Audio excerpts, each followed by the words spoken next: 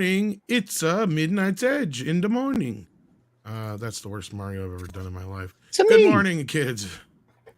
Not as bad as others may think that. Sounded more like Tim Conway's Dorf. Chris Pratt. I don't even remember that. I mean, I know what you're talking about, but I don't even remember what the voice sounded like. I didn't even know he talked when he was the dwarf. But anyways, we have a guest with us this morning. Good morning, people. So we don't want to waste too much time. Andre, the boss man, is here with us. How are you doing? I'm doing good. Greetings. And I am feeling excellent because today I am feeling slightly less alone on the panel than I usually do. Well, I never feel alone, but I feel even less alone today. We'll get into why that is.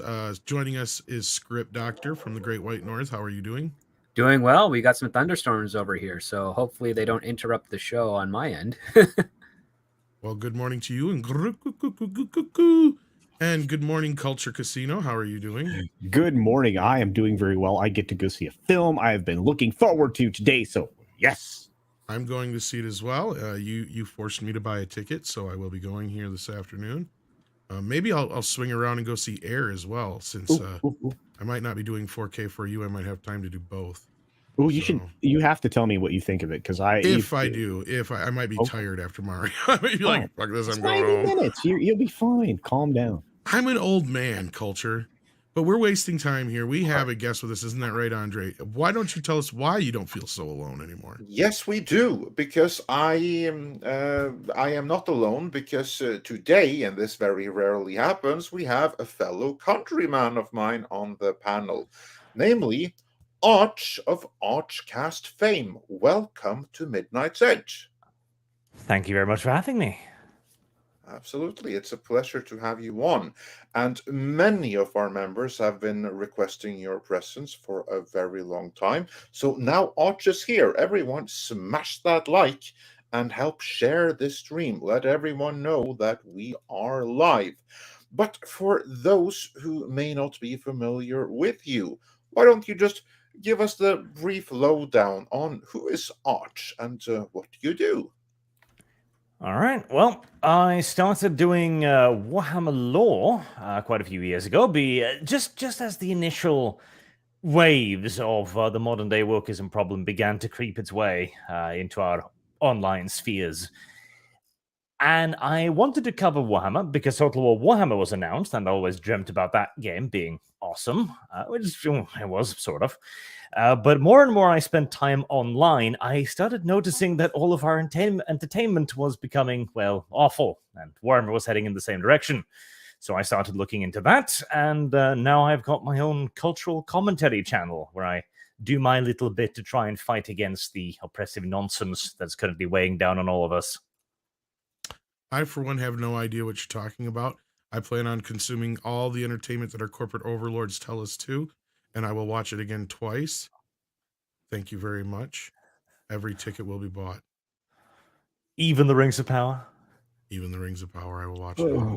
No, I'm being sarcastic because the joke is I don't watch anything. Yeah, I was about to ask, who are you and what did you do with Tom? I never watch anything. Like, usually what happens to me is I'll be like, oh, Mandalorian's on.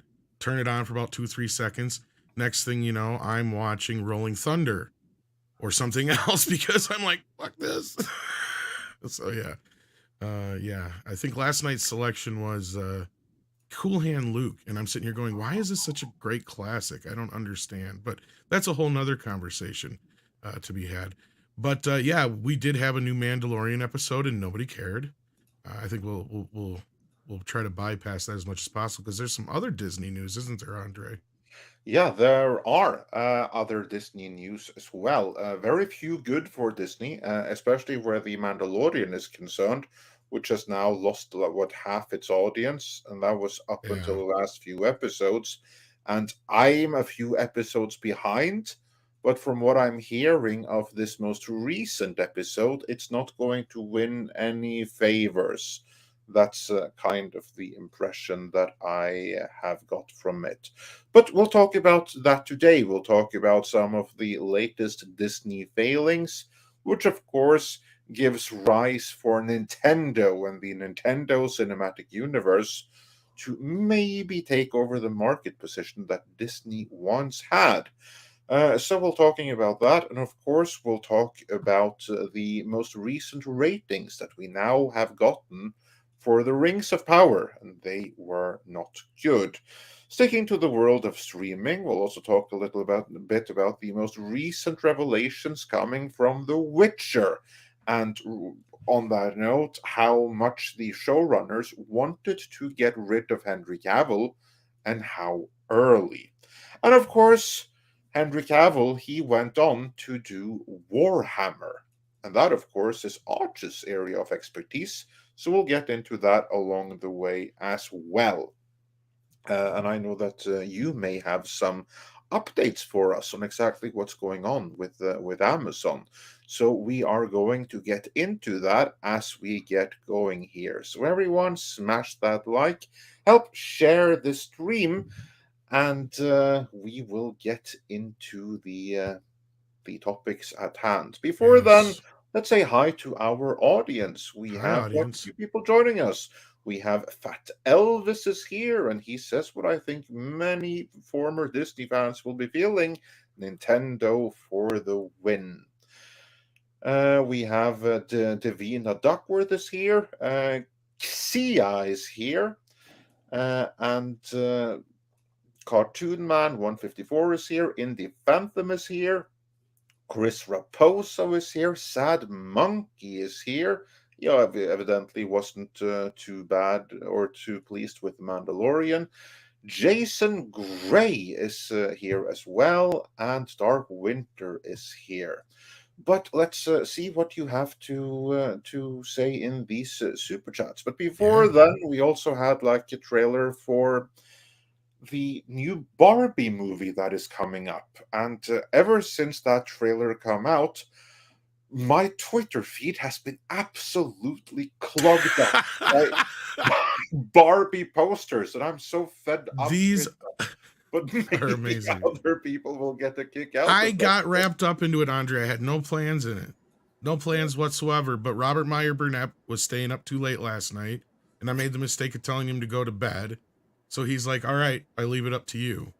So then he left it up to me because he was posting a bunch of them. So I did some of my own. And debating one that he didn't know if he should post. Yeah. Do you want to see what I did, though? Yeah, sure. Let's have it. Let's see. Okay. Well, we started with, of course, Barbie. This Barbie. This Barbie is in need of Japanese steel here, as you see. And I made sure to use the yellow background. I think that really emulates what we need here. Then we have, of course, this Barbie who's done with your shit. You know, that's Jackie Brown Barbie. Then we've got this Barbie who's keeping an eye on you, and good. I'll give points to anybody in the chat who knows who this Barbie is. Yeah, I know this. And then, Barbie, of course, so this is my approval. The piece of resistance. This Barbie is divine. And then I got inspired for one last Barbie. This Barbie is ready to get wet and wild. So there we go. I think I covered my bases pretty good. So yeah, everybody's been able to do their own Barbie and Ken posters through this app. And it's been taking over Twitter, Andre is right. Yeah. So yeah, good going to the marketing department behind that movie, making everyone do the marketing for them. That is brilliant. We got a winner in the chat, Chicken Dinner. Yeah, we got the winner. He got the winner. Somebody got it. Yeah. And you actually met her, Andre, you said. Yes, I have. I have met the woman in that picture. She's quite a Christina Lindberg. Yeah. I have met her. She's quite a nice lady. I met her a couple of years back. Well, yeah, Barbie was already fed after midnight. That was the problem. Exactly. Now she's just ready to get wet and wild. But yes, let's talk about the news. We've got some yeah. Before we get chats. into the news, let's do these super chats because quite a few are excited about today's guest, Lord of Opossums. Yeah, you take it away, Tom. I was going to say, we've got tons for, is it Arch or Arc when you just say that? Just Arch, right? Because you got Arch, correct. Yeah. Hail Arch, the man who will destroy Sweden. Why do you hate Sweden so much?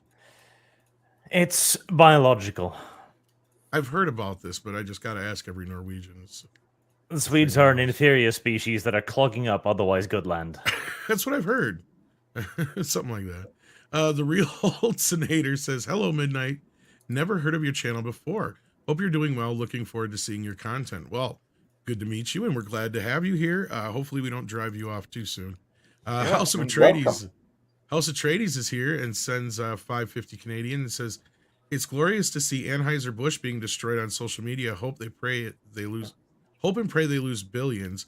Go woke, go broke is becoming a national anthem. Well, I don't think they learned anything from Gillette. Do you guys? No, they went way harder than Gillette did with this thing. And M&M for that matter. Yeah, they went hard on the paint here. It's hurt them. I mean, M&M even figured it out. They were like, you know what, this has made us no money and a lot of enemies. Maybe we're gonna back off of this idea. But no, leave it to Anheuser-Busch and their parent company to double down on this particular thing. Dare I say they said, "Here, hold my beer." No, they clearly weren't drinking from their own supply because it's not strong enough to come to that decision. Yeah, it's pisswasser. Well, they are about to find out that with great wokeness comes great brokenness. So, yeah. So, Arch, are you familiar with Anheuser-Busch and Bud Light beer over there? No, I can't say I am. You're better off. No, I wouldn't imagine most foreigners outside of the U.S. would even dare drink this crap. So, yeah. They wouldn't even use it to water plants. Yes. Yeah. I trust Script on this because he's Canadian, so they know their beer. It's got nutrients in it. It'll and electrolytes. It'll help the plants grow. Yeah, I was just like out of the toilet. So basically, just empty it on the grass. That's the best thing you can do with it. Maybe we should pour some water on the economy. That would help. Well, it wouldn't make it any worse. It made the plants grow. Might make some money grow. Yeah, they're not in good. They're not in a good place right now, I don't think. Dr. Long Dongler sent a thumbs up. If you haven't hit thumbs up yet, please do. Marksman of 117B says, welcome to today's Norwegian stream, Purge Sweden. I almost thought it said Pure Sweden. That would have got me killed. No, we're just going to purge it. No. I was gonna say, I think you can get your head chopped off for that. Yeah. Noah Sprague Studio says, Bark, I think he means Arch. You made everyone be late. Let there be many super chats shaming you. No, actually, it was my fault. I was slow moving today because I was up late making Barbie memes. I will say in Arch's defense that he showed up much earlier than any other panelist did. I wouldn't be surprised. Throughout Midnight's Edge history. So massive kudos to Arch. You are pride to Norway. Yay me. And you're officially racist. Speciest. No, well, you show up early, it's racist. Math is racist. I'm starting to think the next thing is going to be, if you breathe oxygen, you're racist. Oh, thank God for nitrogen. Yeah, right. Well, luckily we don't have that in Norway just yet. So yeah, give it time. Just plug They're me trying into at our THC, universities. I'll live. Kathleen Morrison says shareholders meeting was the best Disney show ever. Well, why don't we take a quick pin or put a pin in it right there?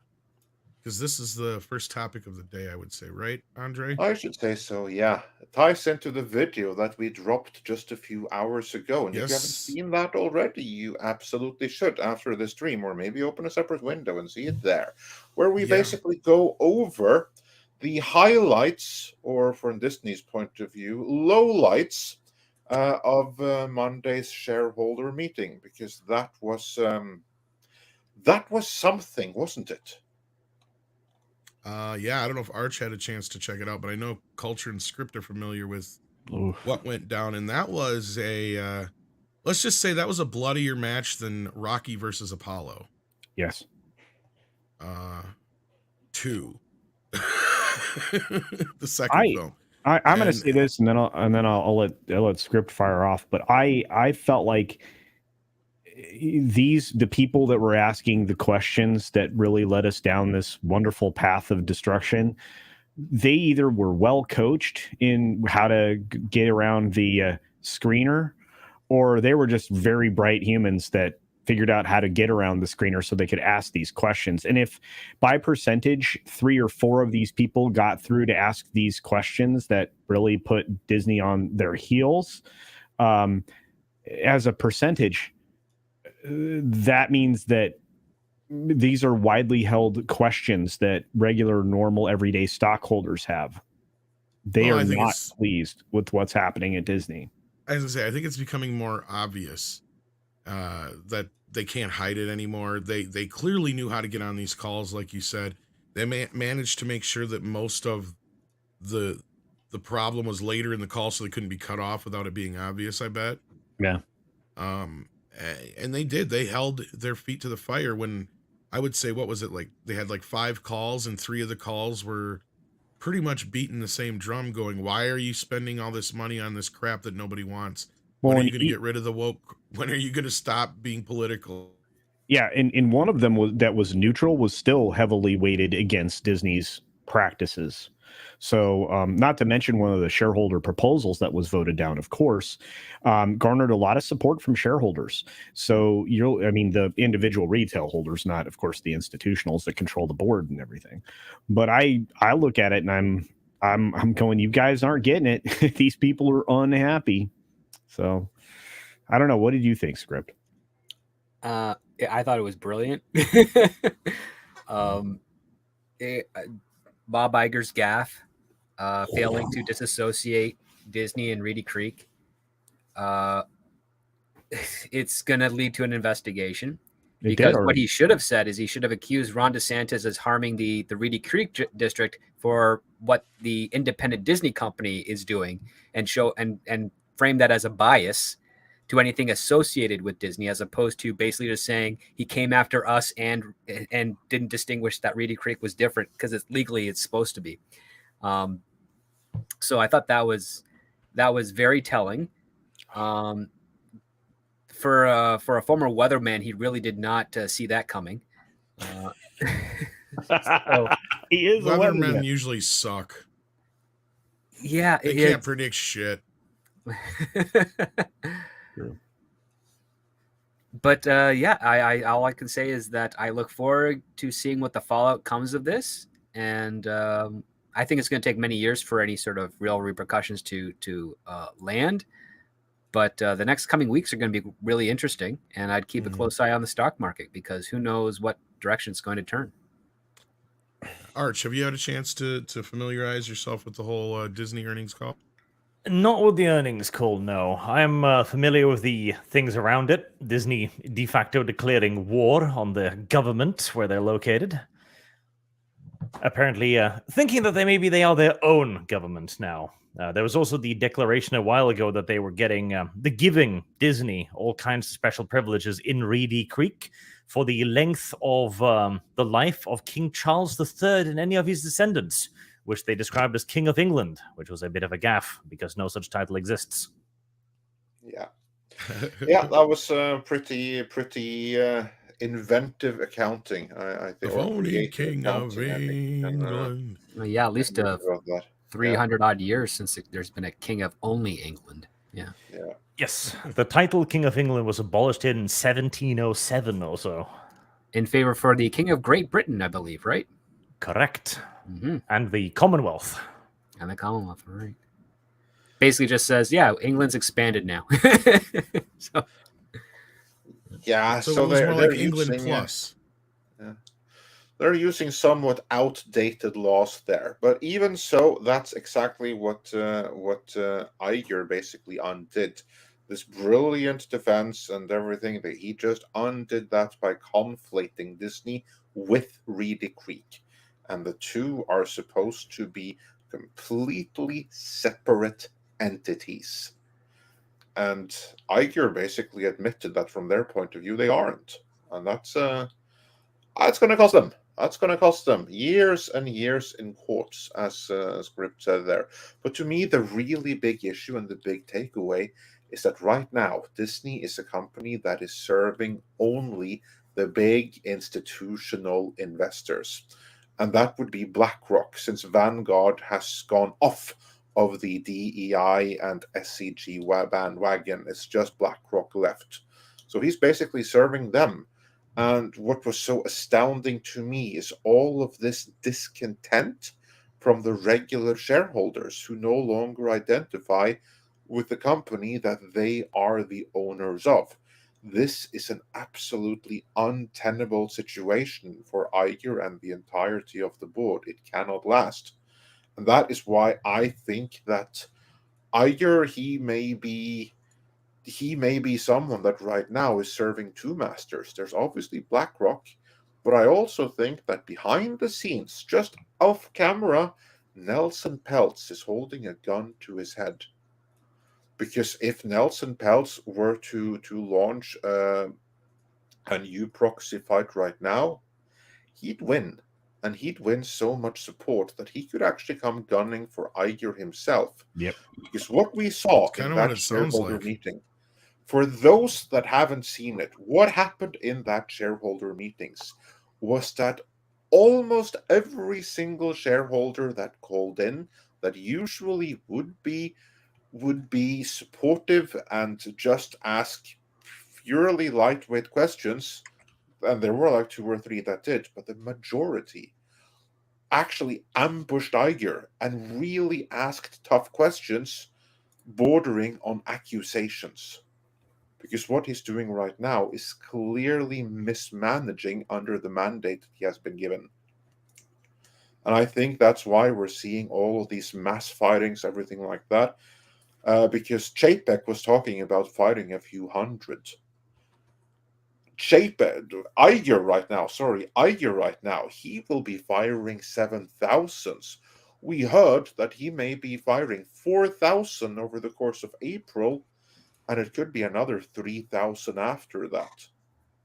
Now, who's the one that has demanded that? Cultured. I suspect it'll be even larger. I know, Andre, you're reporting what's been reported publicly, but I suspect, and I've been led to believe it'll be far more, somewhere around 10 or 12,000 by the time it's all settled out at the end of the year.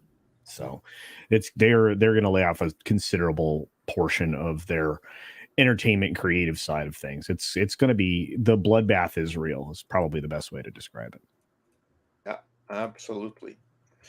And just in case some of you listening haven't heard these clips of shareholders, Tom, we have a few samples, don't we, of people that actually called in, and these would normally be courteous and very polite people, but that's not what we got now. Take it away, Tom. Well, what I have started here, I have the proponent speaking. Do you want me to play this part, or do you want me to skip ahead to the other stuff? Okay. Well, just skip to the really bad stuff. Well, this has the one bit in it where they talk about, this kind of starts setting things up, because I don't know who it is who's actually speaking here, but this is speaking out against the one proposal they have. Yeah. And they bring up all the woke shit. But anyway, we'll just jump ahead. Yeah. I think it's about 40, how long was it? Culture for the None of them are more than 2 minutes. Yeah, I know, but it's like 40. Oh, Tom, I don't have it memorized. I don't remember. And renew my Premier Pass. Okay, this is a Premier Pass guy. Yeah. I think it was right after idiot. Thank you very much for attending. That I would get a limited. Sorry, guys. All that much. From Ameriprise Financial, please go ahead. Okay, Ameriprise, yeah. Hi, Bob, and again, I reiterate, welcome back. As a financial advisor here in Melbourne, Florida, only about an hour from Walt Disney World, what steps have already been taken or will be taken to protect shareholder value with regard to the legal battle between Disney and Ron DeSantis and the Reedy Creek Improvement District? We're kind of all concerned about that here for tax purposes. My son lives in Orlando, and he's worried about his taxes going up. Alan, let me, if you don't mind, let me address this issue, which I haven't really done much publicly, but I'd love the opportunity just to put it all in perspective. This is the one. First of all, and I know you said you're a resident, I think, of Melbourne, Florida. We love the state of Florida. And I think that's reflected in not only how much we've invested over the last 50 years, but how much we've given back in the form of jobs and community service, taxes, which you brought up, tourism, of course, and all sorts of other responsible business practices. We've also always respected and appreciated what the state has done for us. It's kind of been a two-way street. But a year ago, the company took a position on pending Florida legislation. And while the company may have not handled the position that it took very well, a company has a right to freedom of speech just like individuals do. And obviously, in taking the position, the governor got very angry about the position Disney took. And it seems like he's decided to retaliate against us, including the naming of a new board to oversee the property and the business. In effect, to seek to punish a company for its exercise of a constitutional right. And that just seems really wrong to me. That's right. He used the word us instead of against Disney and then having repercussions against Reedy Creek. He didn't separate the entities. Yeah, the way he probably should have worded it, Ben, he was trying to go after Disney, Reedy Creek for something that Disney was doing as a company, which, you know, something along those lines might have been a better wording. He was trying to make Reedy Creek suffer for the actions of Disney, for the independent actions of Disney. Yeah. Yeah. And for those that may be thinking that DeSantis doing something out of retaliation is an issue, that is not an issue. The issue is that Iger admitted that Disney sees Reedy Creek as Disney. That would be the implication here. And that's a bad one. Arch, anything to say about that? Or well, we already know this. Everybody knows this. Reedy Creek is Disney's personal fiefdom. But legally speaking, they're supposed to be distinct. That is what they've rested their entire argument on. That DeSantis is going after them for, you know, bad reasons. They can't go after Reedy Creek because they want to go after Disney, etc. He's now admitted that that is not the case because it is their fiefdom. And the issue is too, it's talking about how the company has freedom of speech. True, to a certain extent, but the company has no right or necessity to engage in politics, which is what they did here. They didn't just take a stand on some, you know, random issue. They challenged the Florida legislator openly. That's true. Very true. So, put very eloquently as well. I don't know if we'll need you anymore, Andre. I think he's got us covered here for Norwegians. Play stupid games, win stupid prizes. I'm kidding, of course. Yes. Against any company or individual, but particularly against a company that means so much to the state that you live in. And to put that in perspective, we have over 75,000 employees, which I noted in my opening. Countless thousands of indirect jobs have been created. About 50 million visitors will go through our gates this year alone. What about the layoffs, about 8 Bob? million of them from outside the U.S. And we are the largest taxpayer in the state. And you may find this interesting as it relates to future taxes, but we're currently planning now to invest over $17 billion in Walt Disney World over the next 10 years. And those investments, we estimate, will create 13,000 new Disney jobs and thousands of other indirect jobs. And they'll also attract more people to the state and generate more taxes. And so our point on this is that any action that thwarts those efforts simply to retaliate for a position the company took sounds not just anti-business, but it sounds anti-Florida. And that's where they got the big headline from there. And I'll just leave it at that. Thank you very much for your interest. I don't know if Andre, you wanted to say anything to that or anybody? Well, as I put in the video earlier, this is what the media chose to run with, not how he screwed everything up, now how he seemingly doubled down on wokeness, not how he was ambushed several times over, but that he said that DeSantis is a big bad bully who is anti-business and anti-Florida. That is the takeaway in most mainstream news, which is why 1,500 of you right now are here watching this instead. So please mash that like for some real news, which you aren't getting most places covering this. So I'm curious, Culture. You wouldn't happen to have, I doubt you do offhand, but a breakdown of Disney Parks employees and how many are actual full-time employees with benefits and how many are actually part-time employees that get nothing for benefits. Well, because that number's changed substantially. I'd imagine. During the shutdown period where they were shut down in Florida and California. By the way, California was shut down for a year, but Florida really opened up about a month later or so. A little longer than a month or two, within 2 months. Anyway, at that point, so many employees had been essentially let go. The international program that brought in the people to be housed in the Epcot to support the Epcot area. Those folks were gone. The student program, obviously was set aside, and I'm not sure if it's returned in full or at all at this point. But so those numbers there's no way I would have access to them. But prior to that shutdown, they had almost a majority of part-time employees. They have full-time positions, but Disney had been slowly moving everybody over to part-time and taking full advantage of the student program and the well, Disney's not. I knew they'd probably be guilty of it, but they're not the only ones. Like Waldemar brings up here, Starbucks, Walmart's another one. It's a big proponent of that. But yeah. Central Florida, I think they have about 70,000, as Bob said during that course of the thing. 77,000, I think, is what he reported. Not anymore, Bob. But anyway, and it's funny because Disney has cut back in its people. Since just prior to shutting down because of the global crisis. And what that did is they really started to remove entertainment positions and a whole lot of other things. So they've always been very freewheeling with eliminating their people capital whenever it suits them. And like I said, I just brought it up because I know we talk about all the jobs lost. Yeah. And all, and he likes to boast a big number on jobs, but a lot of these corporations don't tell you that a lot of these jobs are part-time. Yeah, they don't get any benefits and all that kind of stuff. Yeah, they do try to limit benefits, indeed. Yeah.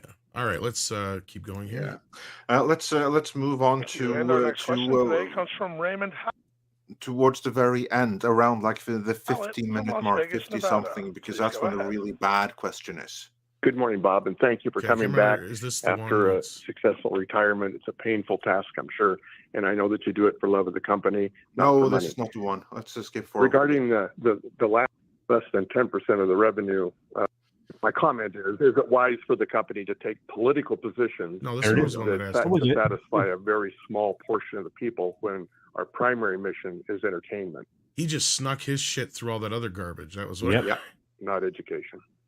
Made Iger feel safe. Raymond, first of all, I respect your position on this and appreciate your question. And I would like to address that. Look, first of all, as the CEO of the company, I think my job is to strive to do what I think is best for our business, and that includes doing what's best for our cast members or our employees, and what will enable both to flourish. I don't think we should or can weigh in on every issue. And I also understand there are going to be gray areas. There are going to be times when we decide to weigh in on an issue that we believe is worthy of debate because of its relevance and importance to our business or to our employees. And there are times when I actually believe we shouldn't.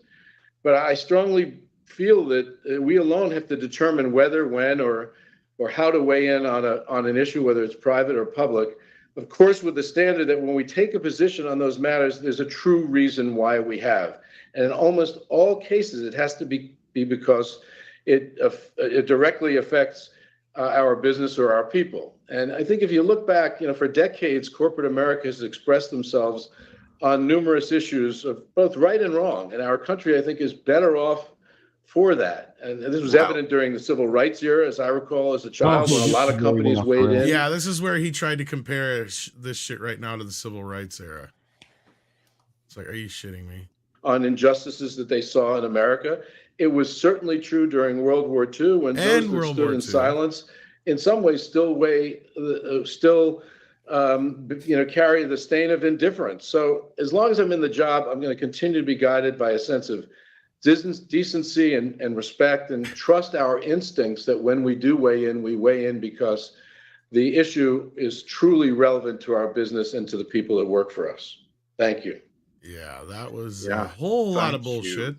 And actually, let's just look at one of these things that he feels is like right and trusting his instincts and stuff like that.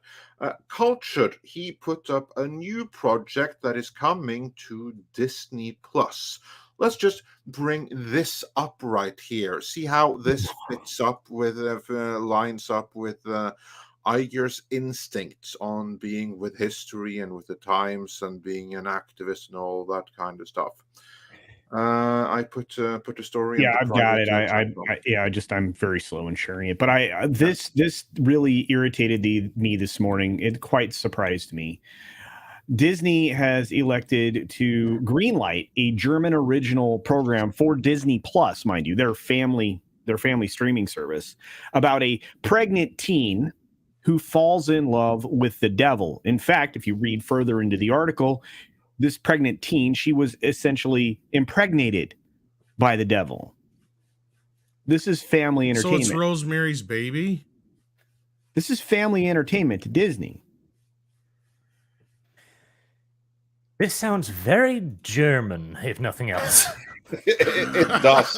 And I will say, it does sound like something that I would not mind seeing. Sounds very Rosemary's Baby.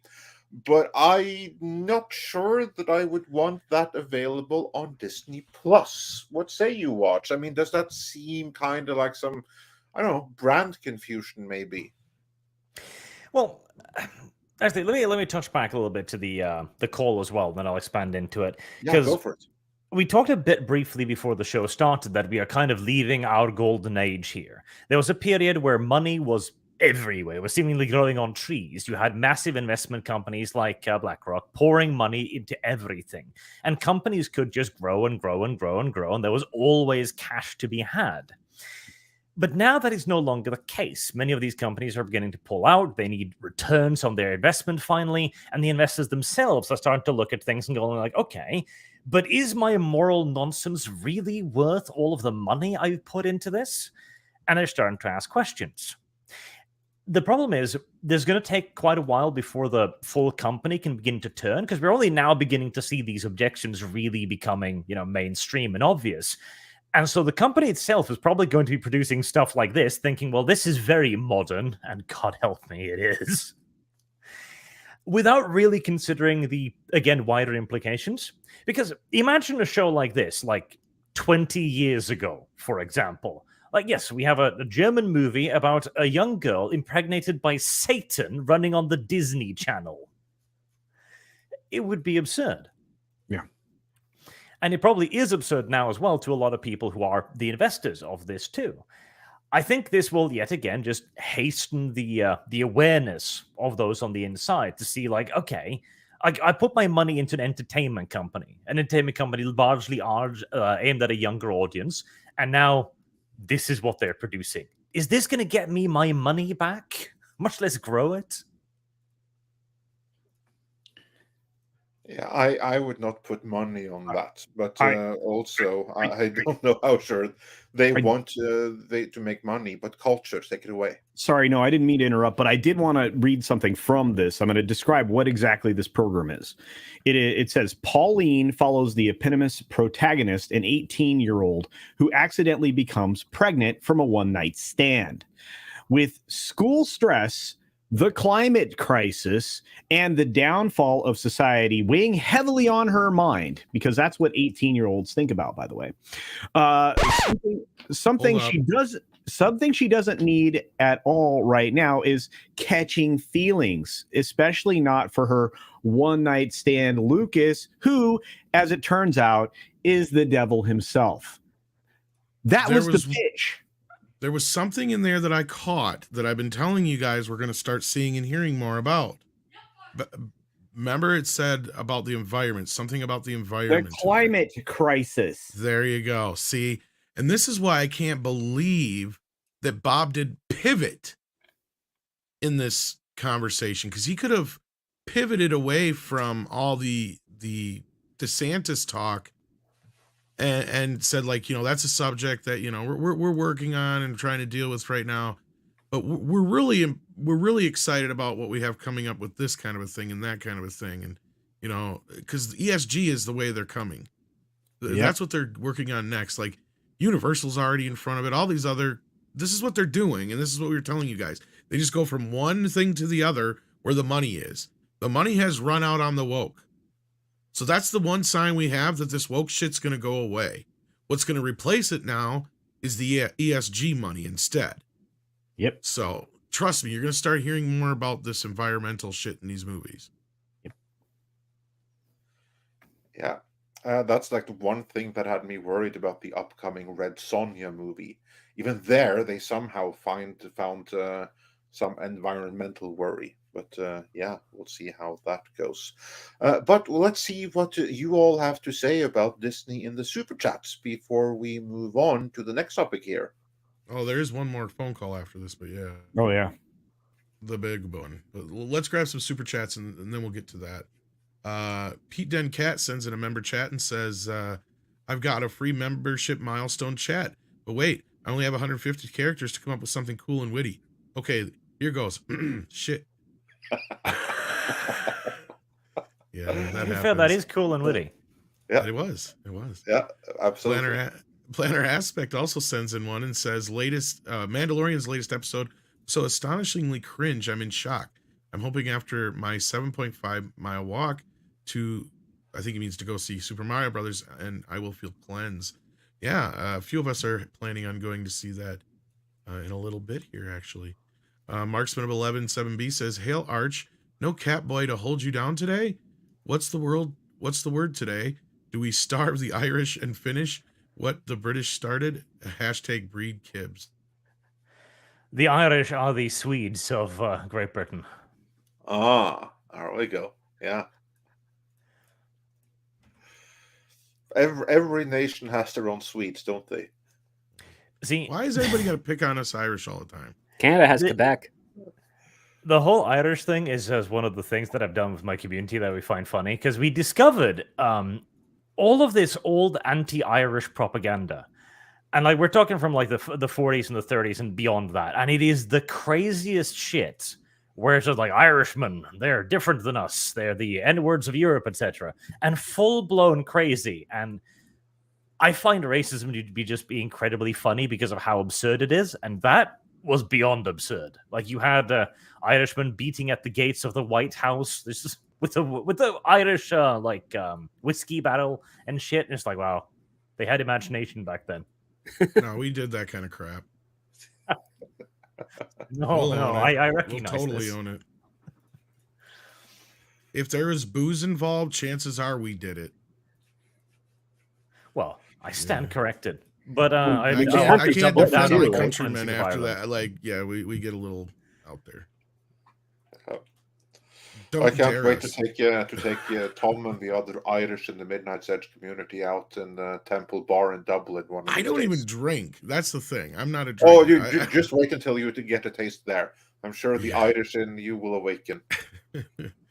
I think this is for later, is it not? Yeah. We'll get back to that one later. Yes, we will.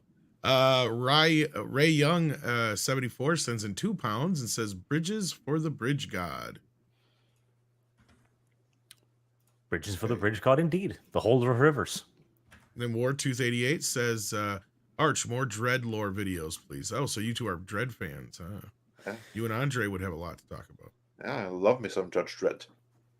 More Judge Dredd lore. Well, I will get around to it eventually. Judge Dredd is an awesome and a severely valued universe. And it's been cursed when it comes to entertainment, too. Like, the Stallone movie wasn't awful so long as you approach it in the correct spirit of consolidation. As long as you appreciate it for the Stallone vehicle of the 1990s that it is, it's pretty good. I mean, we will never ever have a Mean Machine or ABC Warrior like that ever again. That's as good as it's going to get, and it's pretty darn good. Yeah, it does weave a lot of the 2080 properties quite effectively. Yeah. Yep. You got to watch it without really viewing it as a pure Dread movie. You know, just gotta. Yeah. As a pure Dread movie, you want Dread 2012 all the way. Oh god, that was an amazing movie. That was scuttled entirely at the box office because they decided to slap 3D at the bottom, just at the point where the 3D exhaustion. Yeah, that was part of it. The big part is Lionsgate was a bomb factory at the time. I was happy to go through it with, but there's that was a bigger from what part. we were told also. It got very pirated as well. Sassamatas says, Hail Arch and Kick V. Poor V. And then JFJ says, did you send a mail to Tom with rules for acceptance and content after last night? Yes. For acceptable content. Yes. What this is about, and the reason I started this is why we don't show a lot of trailers, especially on the main channel. because the show got pulled down last night. Funnily enough, though, after I complained on YouTube and we came back up online, no claims whatsoever. I haven't checked it yet this morning, but it's really odd. Really odd. All of a sudden, everything went away. But yeah, that's one of the reasons why we don't show a lot of trailers, guys. So just so you know. Waltman4 says, really, Gracie? Mario wearing a cat suit is where you complained. Have you played the games last?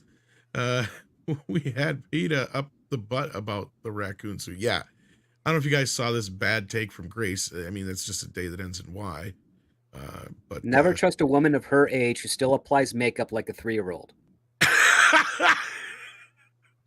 I can't argue with that. She is showing her ass like you wouldn't believe. Did you hear this, Andre? I heard that she had some kind of complaint about like Peach having to be rescued at all, that she wasn't girl boss enough for her or something. Yes, we covered that part last night on Mead. So yeah, that was why she had a big problem with the film, is because Koopa was obsessed with kidnapping Peach, and that didn't have a good look in the Me Too era. And then her other bad take was, why is Mario in a kitty suit? I guess it's for the furries. It's like, bitch, I ain't played a Mario game since Super Mario World, and I know what this crap means. Like, come on. And I've only finished like 2.5 Mario games in my life. Y'all know I don't play a lot of games, so. She's pretty dim. Yeah. I mean,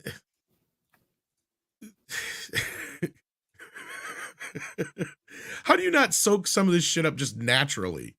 Right? I would have thought that I mean, how old is Grace Randolph? Surely she is old enough that she's got to be in her 40s. I mean, she must be late 30s or early 40s. She should be old enough that she must have seen the cover art for Super Mario 36. Brothers 3. No way. Well, that's old enough that she should have seen that with the raccoon suit. How do you not She's old enough to then see Wizards with Fred Savage. Well, she'd have been like 2 when it came out, but yeah. I mean, you have like all these versions of Mario, like Tanuki and everything else, and I'm going, what is happening with this chick, man? She just hates to hate. She's trying to, fit in with the yeah, I think culture hit the nail on the head here. Let's speak of the elephant in the room, which is also going to telegraph our next phone call here from Bob. The elephant in the room here is that she cannot fucking stand Chris Pratt. That's what this is all about. And her and a lot of other people are going after this movie because look at what their complaints are. It's too simplistic. It's a 90-minute film. Like, God forbid we have a kids movie that's under 2 hours and kids can understand without asking 20 questions. Yeah. Like, oh my God, what is wrong with that? Not to mention, it's a Mario movie. What did you expect? Exactly. It's not Oscar caliber shit here. Like, yeah. I don't understand the complaints. But you know what? I also pointed out the discrepancy between the critics and the fans, right? Or the audience. Oh, yeah, you did a good job with that. We've had, quite a bit here recently. So. But anyway, let's get to this last phone call, and then we'll get back to what you guys are talking about in the chat here. Because the last phone call, it's a doozy. Let's see here. I think it's the next one after this one. Today comes from Chris O'Horo from Florida. I appreciate that. The reason why I really have called is a lifesaver for my support that we offer our cast members. My mother had Alzheimer's. Taking advantage, a number of possible also have that access. So. Over the last few years, Disney has turned from a place of magic for children to an ideological company serving LGBTQ, IA+, however many other letters you want to add to that, lobbies to groom children. Over and over again, we see how your films and entertainment are increasingly promoting the woke agenda. How can you explain to parents worldwide that you recently celebrated 100 years of history by collaborating with the San Francisco Gay Men's Chorus to produce an LGBTQ, IA+, themed Disney musical? This is a group who have explicitly stated that they want to indoctrinate children. They literally sang a concert, and they sang the words, "We will convert your children quietly and subtly, and you will barely notice it." Disney chose to collaborate with these predators to sing to children. How can you explain to parents worldwide that over the next few months, dozens of highly sexualized gay pride parades will take place in Disneyland parks worldwide, the exact places where they used to take their children for fun? Are you surprised that Disney's audience has plummeted, losing 2.4 million subscribers in the last quarter? Parents have simply had it up to here. No wonder you were laying off 7,000 employees from today, in addition to the other thousands last year. No wonder Disney's stock value dropped more than 30% over 1 year. As a Disney shareholder, I have a simple question. Would it not be beneficial for the company to ditch the LGBTQIA+ and gender ideology for good? If you are really interested in refloating Disney, please turn Disney back to the apolitical fun place that it used to be. And I bet that you'll win back both the trust of families and the stock market. Thank you. Whoa. I wish there was like a meme for this. We need a lineup of like microphones and a guy just taking them all and dropping a bunch of them. Because that's what this guy just did. He just went one after the other, after the other, after the other. And this guy is from New York. And the funny thing is, nobody knows for sure who he is exactly offhand. Like, but it's like he does actually sound like he might be gay. So I don't know if that factors into this, but this was a big doozy to be dropped on Bob's lap. So let's see here how he tries to squirm out of this one. Thank you very much for your question. I know you were talking about more than just content. You were talking about experiences that we provide to people, which we actually pride ourselves on being accessible to all people. But let me put some perspective, if you don't mind, create some perspective here too. You know that our company is celebrating its 100th year this year. And we've been telling stories for 100 years that are aimed at entertaining and inspiring families from all over the world. And we're extremely proud of the positive impact we've had on billions of people over that 100-year period of time. And for generations, the stories that we've told have touched people's hearts because they've been infused with right values. They've celebrated heroes and emphasized the value of family and friendship. They've instilled a steady faith in the belief that good triumphs over evil, that tomorrow is always brighter than today. And I think those stories have had an amazingly positive impact on the world, a world that always loves and needs great stories and heavens, great entertainment, particularly in today's world. And we've recently gotten criticism, as you just expressed, for what some perceive to be agenda-driven content. And I'm sensitive to that, actually. Our primary mission needs to be to entertain, and then through our entertainment to continue to have a positive impact on the world. And I'm very serious about that. It should not be agenda-driven. It should be entertainment-driven. That should be the goal in all of our stories. And while I know we're just never going to please everyone all the time, we should be sensitive to the fact that parents have different levels of comfort with the content that is delivered to their children. I want parents to be able to trust the content that we're creating for their children, and we're committed to delivering age-appropriate content for family audiences while also telling stories that reflect the world around us and that foster a greater understanding, greater perspective, greater acceptance of all people. It sounds like he's reading something. And it's just my hope that Disney continues to be a source of hope and optimism for the world, and we're honored to actually carry forth Walt's legacy of inspiring joy. I had enough of his bullshit. I love how he conflates again the success that Disney has had over the past century to the clearly agenda-driven content of the past 5 years under his watch. So, But you know, they're on the right side of history, Andre, just like they were during World War II and the Civil Rights Movement. Well, they're not on the right side of shareholders. And somebody please remind me what the fuck Disney did during the Civil Rights Movement. I don't remember anything coming out of Disney that was remotely about the civil rights. They hadn't made a movie that had any black people in it since Song of the South at that point.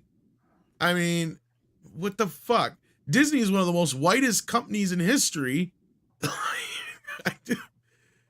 Where does he get that shit from? Sorry, I had to go off on a tangent there for a second, but like, I don't get that. Arch, any thoughts on what you just heard? Waffle, corporate bullshit.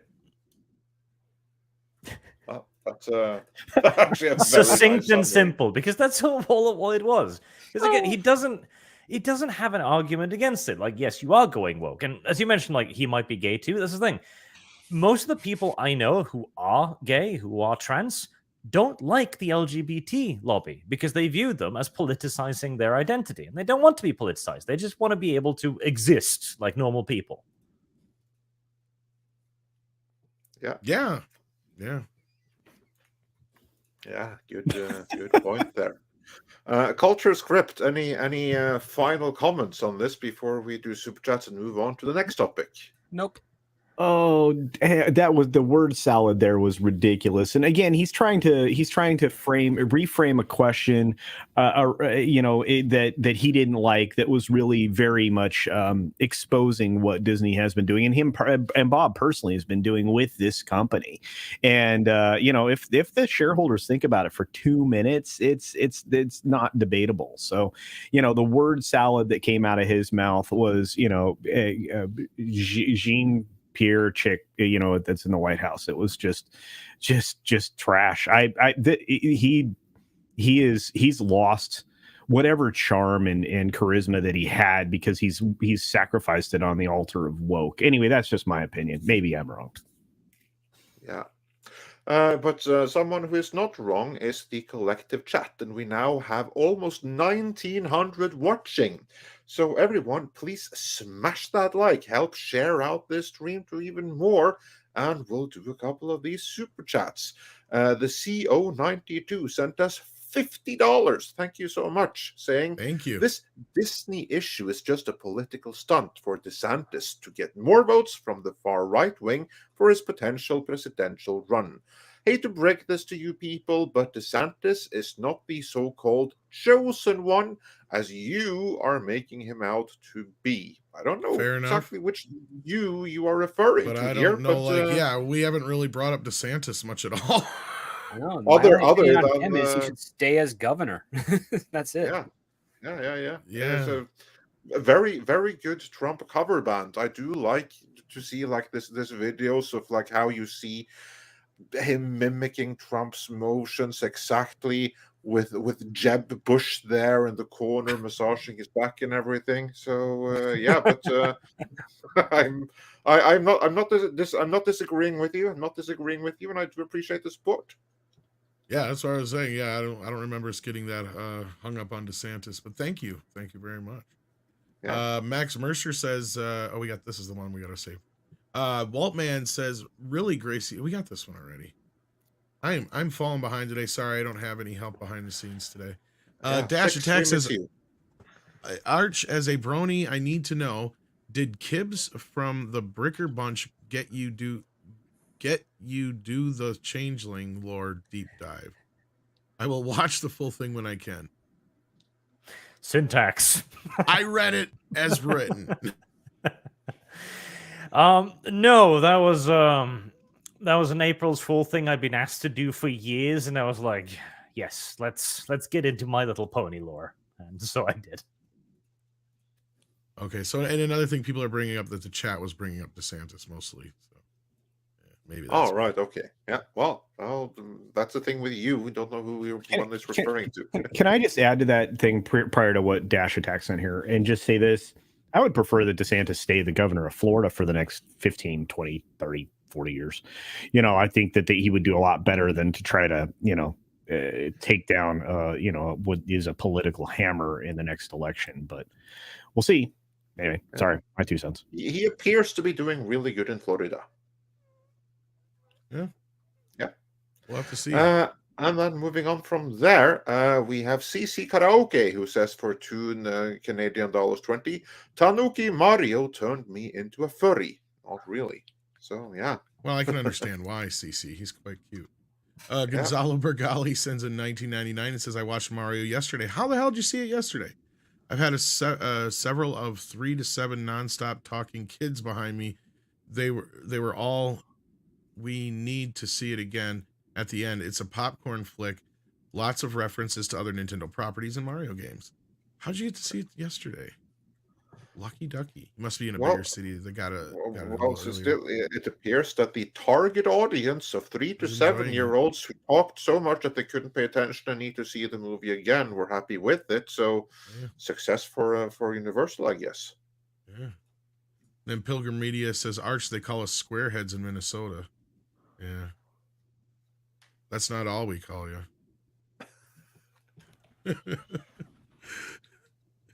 I love my Minnesotan brethren. So, yeah. I don't blame them for their state. 200 Watt Studio says, how good was Lizzo's audition to get her this role? Which one? She was on The Mandalorian. Yes, she was in the most recent episode, hamming it up with Christopher Lloyd and Jack Black. Yeah, I saw a bit of it. I'm like, whatever. It's the first time we've seen Lizzo wear that many layers of clothing. I mean, first she ruins Rammstein, and next she ruins Star Wars. I mean, Jesus, come on. You saw that, right? I'm like, she doesn't know any of the other lyrics, does she? No. Clearly she didn't, because like that's all she could sing was the chorus part, and that was it. Well, the moment you get to do Hast mich gefragt, it became too difficult. Exactly, like she did not know. I noticed that right away. Bush Pan Down says, Lifetime Gamer, how much wokery is in the Mario movie?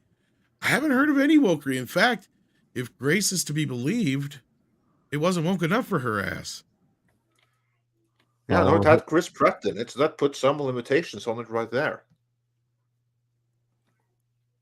Yeah, and I mean, and it sounds like that, some people were upset about Princess Peach showing Mario how to, the ropes in Mushroom Kingdom or whatever the hell it's called in this movie. Yeah, but from what I understand, that actually is consistent with the more recent games. Because here's we grew up with the original I posted Mario. a video on that actually, but go ahead. Yeah, but in the most over the past decade and a half, there's a whole character whole gallery of supporting characters that have gotten beefed up a hell of a lot more, including Peach. So again, I have not seen the movie myself yet, but everyone I have seen who so far was it Miyamoto, have approved the guy that every last one of them. I think is it Miyamoto, the guy that created him or whatever? Yeah, Miyamoto. Okay, actually, so he and the guy from Illumination, I posted a video yesterday. They were talking about the movie, and he gets into the stuff about Peach and how she's changed over the years. And then the other thing, though, is I think is what it's going to be is you're going to have two simultaneous stories going on. What you're going to have is Mario's trying to go save Luigi from Koopa, while Koopa's also trying to take down the Mushroom Kingdom. So Peach has got to save her kingdom, while Mario is trying to save, Luigi. So she's just got to show him the ropes is what I think it is. So we've already seen he does his own crash course with Donkey Kong and stuff like that. So is it Peach, Daisy, and Princess Toadstool? They're all three different women, or is they all the same woman that just have three different names? See, that's the weird thing about that video I posted, that a lot of people consider them three different characters or whatever. But like the way Miyamoto talked about it, it's like it's the same character, just like an advancement. I don't know. I don't understand. You also got to figure in the American market and the Japanese market had different people running shit back then, so it's hard to say what happened there. Yeah, and in what was really unique is Miyamoto also came out prior to this release to tell everybody that you're not going to get Mario on a handheld, which means you're not going to get it on a phone. He's not going to put the game. He's not going to bring it down to that level. So you will never have a Mario game while he's alive that's on a cell phone. Well, the video I posted yesterday, it sounded like he was teasing some kind of downloaded game for the Switch coming soon. So I wouldn't be surprised. So basically, you have to go to the Switch, and that's perfectly understandable. Keep some level of don't cheapen the experience. Yeah. Captain Palsy says, "What up, my nitrogen?" Rip Star Trek sends in 14 South African rands and says, "We live in a world where somehow Chapek can return." I don't know if he can. Can he? I don't know if he'd want to. I'm starting to think more. At this point, he's probably glad he got out. Yeah, he's probably glad he got out when he did. Yeah, he kind of dodged a bullet, right? Because you would want to be eating this right now. I mean, and again, this isn't going to stop here. I mean, every annual shareholder meeting going forward until Disney decides to go back to being a family company, all you can do is anticipate more and more of this, and they can, attempt to screen the questions in advance, but it doesn't keep people from going off the script that they tell the screener. You know what I would love to see just come out of nowhere is a video with Chapek in it. And he just sits there and he stares at the screen for a second and puts on sunglasses and says, "Fuck you, I was right, fuck you, I was right, fuck you, I was right, fuck you, I was right, fuck you, I was right," and spins in a circle for about a second, and that's about it. Yeah. Y'all should know who I'm talking about. Yeah. Good friend of the channel. Good friend of our channel, yes. He should do a Razor Fist video. That'd be amazing. Swartz AJ, I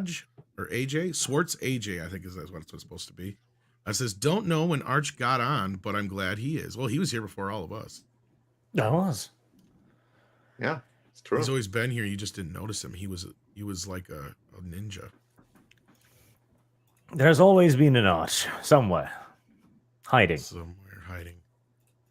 Infinite Wanderer says, "My favorite Warhammer channel on my favorite podcast today is a good day. Sorry, Grey Seer, but Midnight's Edge is more my speed than Kibbs and the Brood." Well, I'm sure he still appreciates you sending love just the same, I would hope. Don't worry, I've replaced Kibbs with a Romanian now. His screech is louder. Then we got a super sticker from Alex Hoffman here. I did see what it was. It was a little game controller that spins around with the word GLHF appearing behind it. Well, thank you very much, Alex Hoffman. We appreciate that. And we got Infinite Wanderer again, who says, "Also, Arch, Total Warhammer finally releases the Chaos Dwarfs on the 13th. Finally, we have the epic artillery duel between Daemon, possessed trains." Does he mean demon, or is that what it is, Daemon? Yeah. 40K elected years ago to misspell demon, and they've stuck with it ever since. Okay. Yeah, because I don't play this stuff. So, like, the most I know about Warhammer is what they put on the episode of South Park last week. And Yahtzee Rattman Lightning Cannons. I can't wait. So there you go. I don't know what you have to say to that, my friend. Part of me wants to play it again because Chaos Duels are one of my favorite factions, but Creative Assembly's Total War is just so bland to me these days. All right, there you go. And I got Andre, if you could help me grab some of these super chats. Certainly. Infinite Wanderer says for $10. I meant to grab them with the stars because I'm trying to read them and keep up with them at the same time. Yeah, I'll start them. Yeah, Dark Winter says, and the UK said no. I think this is in response to the King Edward thing, or the of England and UK bit. So then we move on here. We got Lord Trinity who says, "Could the shareholder call screener secretly be someone who opposes woke and deliberately let these calls through, even if it costs them their job?" That's a very good question. Maybe it was her last day or his last day. Could have been. Could have very well You may have been one of the 7,000 that's being fired. Yes, they could have already known the pink slip was on the way, so they're like, fuck it. I could see that. I don't want to say no, there's no way this could be possible, because it could be. Because I think Peltz has penetrated enough people in the company now that's why we got majority of those calls got through yesterday. So I can't say this is impossible, but those people also knew how to seemingly get past the guards, let's say. What do you guys think to that? Seems plausible. I think you're 100% onto something there. Yeah. Again, I'm not going to say it's impossible. Mario Trillo says, "What is Disney and bestiality? For God's sake, leave the dog alone. But at least we get some good entertainment." I don't get this reference, I guess. Yeah, I don't know what they did with the dog, but with Disney these days, with teens being impregnated by Satan, I put nothing past them. That's true. So yeah, it may have been reference to something we missed, but yeah, Hillis Mallory says, "I would not be surprised if Bob Chapek is reinstated as CEO at some point." Nah, I doubt it. Yeah, that would surprise me very much. Never happened in the way that he exited.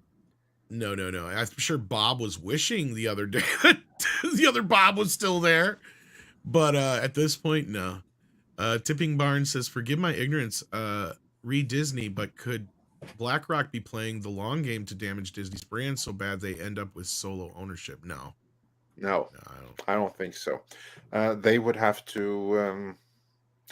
they wouldn't be allowed to do that. There's too many other shareholders there who are present as well. I mean, that's what you have Nelson Peltz there for right now. So no, BlackRock is doing something else. BlackRock really doesn't care about Disney, other than for the messaging, which serves their other causes. So for them, it's an investment, and not an investment that they're meant to profit off directly, but indirectly through other means. Indeed. And then on the note of Damon is English spelling of American demon, says White Slan for $1 or £1.99. Oh well, thanks for the clarification. There you go. They're always spelling shit weird. Gotta add an E here. Why weird shit. Okay, we got this one. Israel Fury sends in 99.99 South African rands and says, at what point will Star Wars fans accept that Disney cannot and will never make good Star Wars? Their woke culture is too entrenched. I don't know. Here's the thing is I think if they could get people out of there like Kathleen Kennedy, Dave Filoni, they may have a chance. But as long as people like that are there, I don't know. I don't want to agree, though, that they cannot make good Star Wars, because Disney has all the means to do it. That's why George had thought about selling Star Wars to them for the last 20 plus years. They have the tools. They just got to find the talent, I think, is the main problem. Script, what do you think? Well, the only reason that George was ever considering selling to Disney is because Disney was a family company.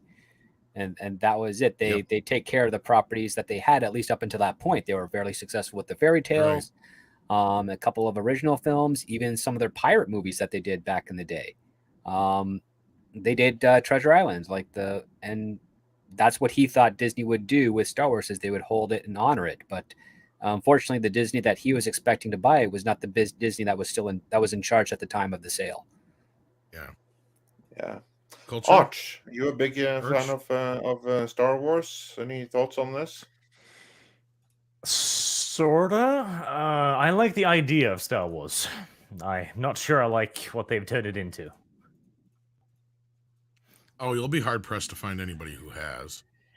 Because the thing is, I do agree. Like, Disney has every capability to make good Star Wars, but it's not even that they need to find the talent. It's that they need to recognize it. It's the same thing with the Rings of Power thing. They got sold a load of bullshit by a couple of nobodies, and they somehow believe that, oh yeah, this will be great, and it wasn't.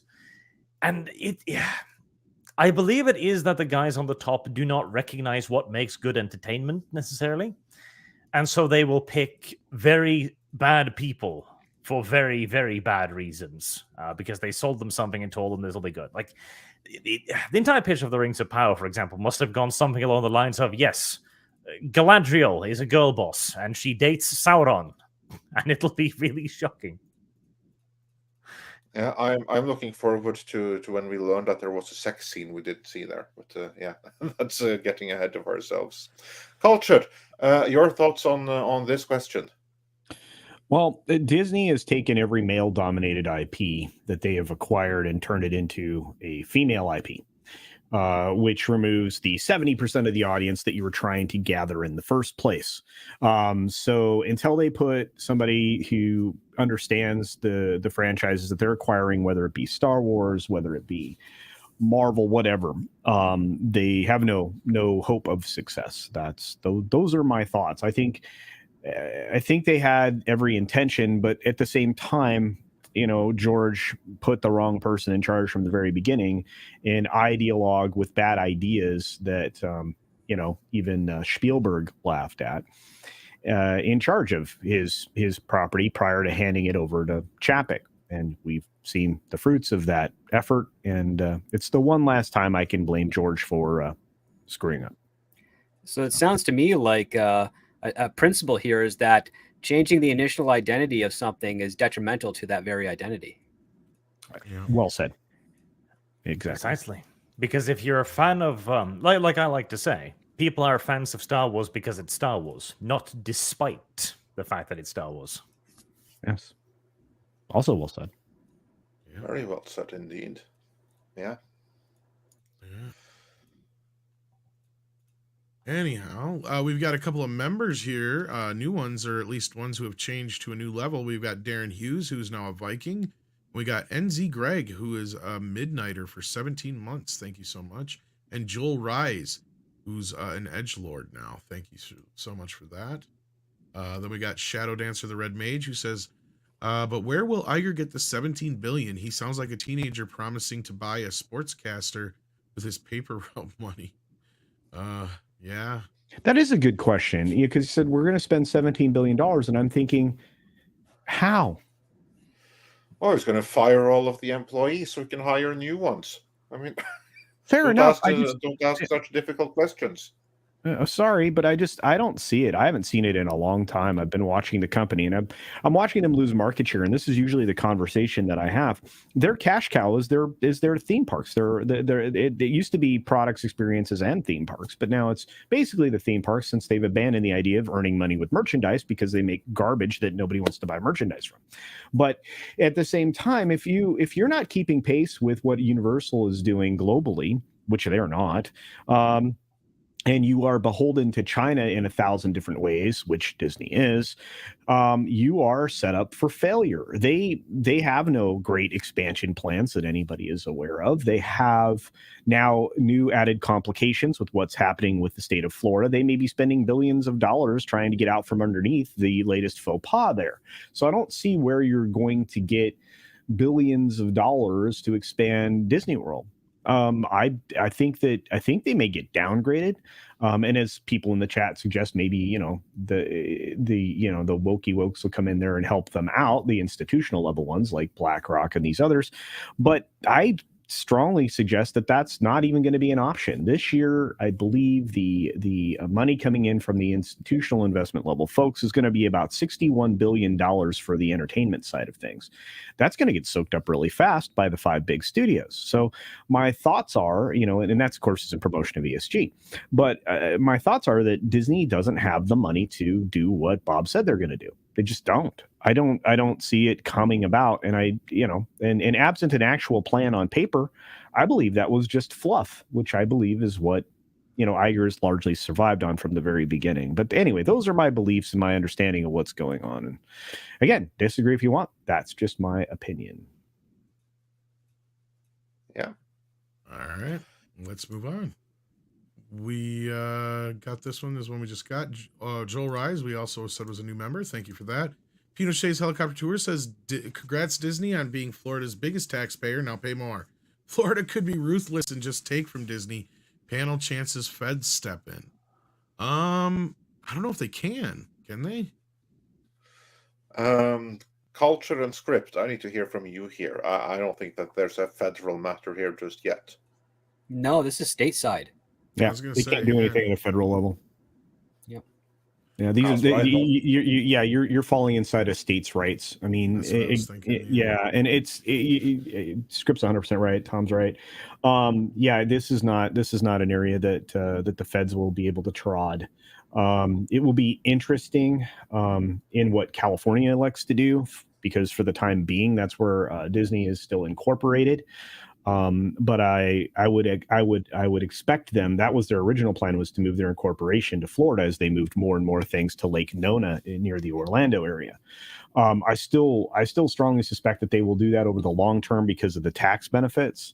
But I mean, they're going to be at odds with this. Really, I can't believe he did this. He's going to be at odds with DeSantis and the state of Florida, which is overwhelmingly represented at a state level by Republicans at this point in time. this is not good to continue to double down on an adversarial relationship with the state. And while they may necessarily be the largest or one of the largest employers in the state of Florida, their tax exposure is much larger now and will be much larger in the future. The incentive to correct the Disney maneuver as quickly as possible for the state of Florida is giant amounts of tax revenue, which have been largely protected by that special district for so very long. And again, bringing those two entities together, as Script Doctor suggested, with Reedy Creek and Disney, now being synonymous or essentially one entity, they've really just exposed themselves to a whole lot of back problems. I mean, I think if you followed VR or anybody else that's thinking about this broadly, they may have just set themselves up for exposure to the tune of like hundreds of billions of dollars because they've basically been operating a fraud against the state. The state will do its investigation and lay down its charges if there's probable cause. Excuse me. If there's probable cause. Getting a little Daffy Duck there. And then once that is all settled, that's when the federal courts might get involved, because whatever benefits they had with regards to the state taxes and how that affects to their federal taxes will then have to be investigated afterwards, and they'll need to make sure that the courts in Florida come to a ruling first before they can enact something that they would want to invest in. So it'll be in stages, I suspect. I suspect too. And then we got Cognitive Minority here, who says, do detrans stories know detrans characters? Does Mr. Iger's decency extend to detrans people? So basically those that have detransitioned is what he's meaning, to detransitioning. I would be shocked if Mr. Iger's decency extended to detransitioning. I'd be shocked, I tell you. So no, decency only goes so far. No, that does not fit with their narrative, unfortunately. So, Shadow Dance also a very excuse me. No, go ahead. This is a very big fitting with their narrative is part of it, but this is like, how do I put it? The transition thing is such a key core concept of their belief system right now that the very idea that mistakes could be made, irreversible mistakes that would then be very difficult to fix again, well, that would mean that they would have to admit that what they're doing could cause irreversible harm to someone, with all of the problems that would include it. And you remember how they talked about how they were always on the side of good? Well, mutilation with no possibility of fixing that is not very good. So no, I'm very, very much so sure that detransitioning will not be on the Disney agenda. Yeah, again, that would surprise me. That would surprise me greatly. And then Shadow Dancer, the Red Mage, says for $5, don't both Iger and DeSantis want to be president of the United States? Peeing for distance. Well, only Iger has been public about it. In the case of DeSantis, I don't know that he has said he wants to be. He's not officially running. It's just that everyone else kind of have already assumed that he's going to. Yeah, and I really wish Paul could join us, because he's got cataracts and he needs to go get some weed. And oh no, he's here. Never mind. Oh, wow. Hi, Paul. Hey, Paul. I didn't expect to see you so soon. Did you get a haircut? Yeah. It wasn't the operation. It was a massive set of tests. They fooled me. Okay. Did you get a haircut or something? It looks like you did. Yeah, but that was on Monday. Yeah. So I was just resting up from the eye drops where I still can't see, but I know there's someone there. I'm a beautiful woman. Thank you for inviting me. I appreciate the time. Absolutely. And also, since you can't see, we're also joined by ArchCast, great Warhammer YouTuber, Red YouTuber, and fellow Norwegian. Oh, hello. What was your handle? Arch. Yes. Hello, Arch. You don't need to add in the Warhammer part, because Games Workshop sued me for that part of the name. Ooh, I don't want to get you sued again. For reals? Yeah. They threatened to, yes. We'll get into that afterwards here when we. So what have you guys been talking about? Just we've been bad mouthing you. Well, guess once. Nothing important. Yeah, we've been just saying, God, we're glad Paul isn't here this morning. That might also be true. Well, before we move, since you just joined us, Paul, real quick, your thoughts on the Disney shareholder meeting? Any takeaways from there? I've seen a flurry of videos on it and just some summaries. I'm still not certain. I have not dived into it. So, and I'm not going to ask you to give me a summary. It sounded to me that Iger came out on the short end of the stick.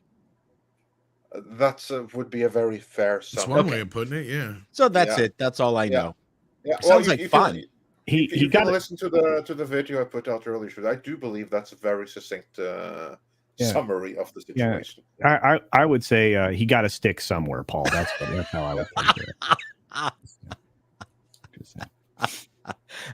I'll set him up and you knock him down. Fair enough.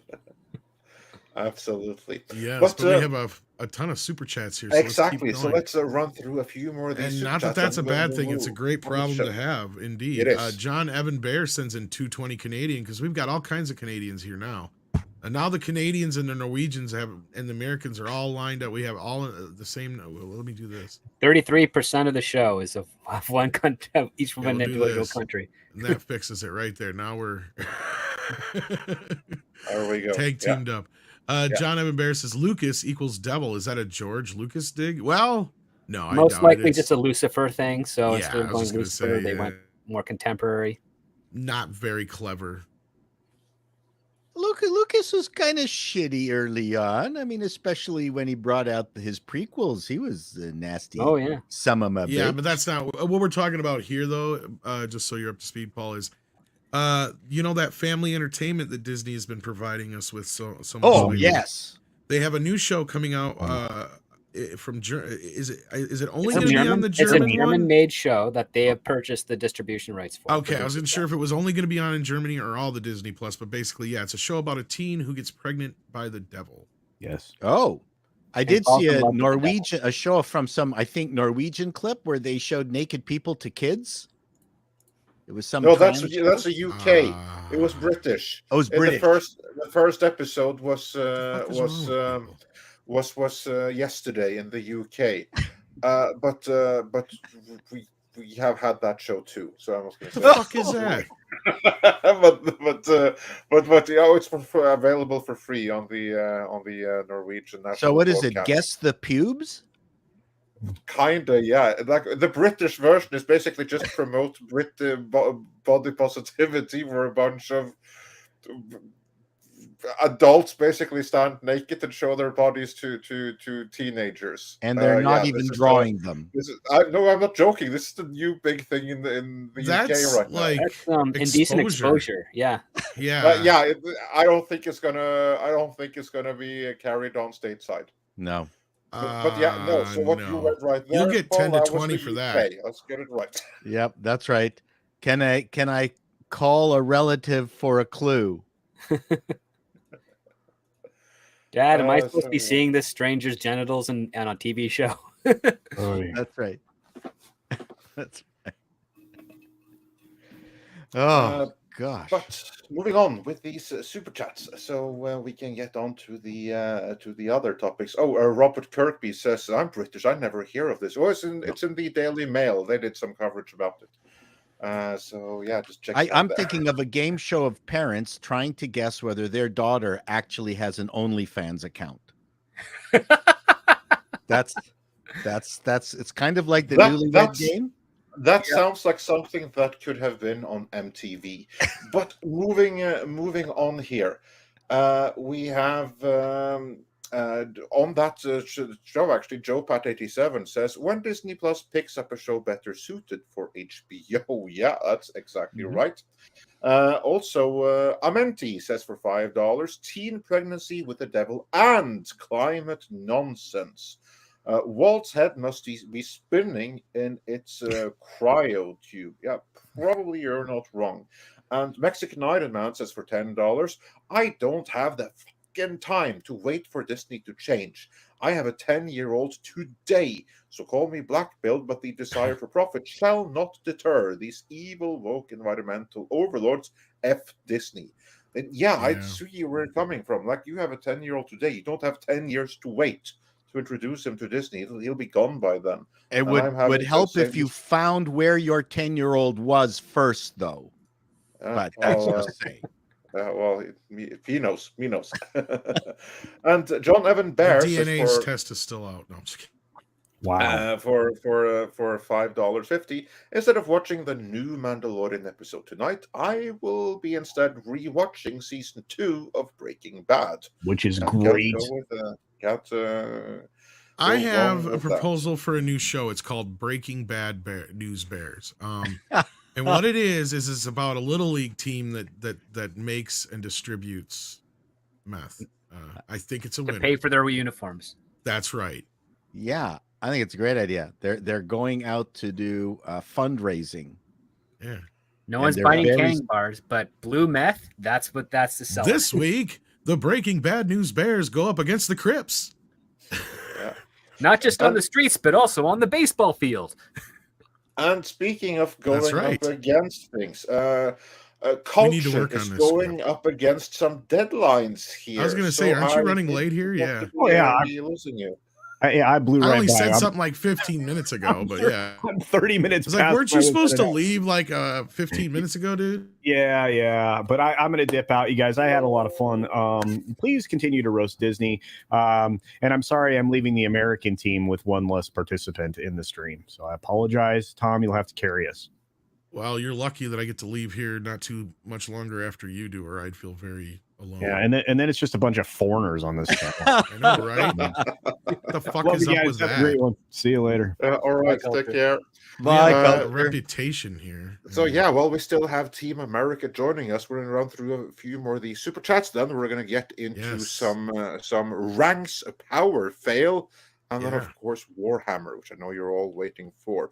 Tommy Reviews, and I know that you'll like this one. Arch says, I pretend Stallone's Dread film is a sequel to Demolition Man in my own head canon. Arch, do you find yourself doing that?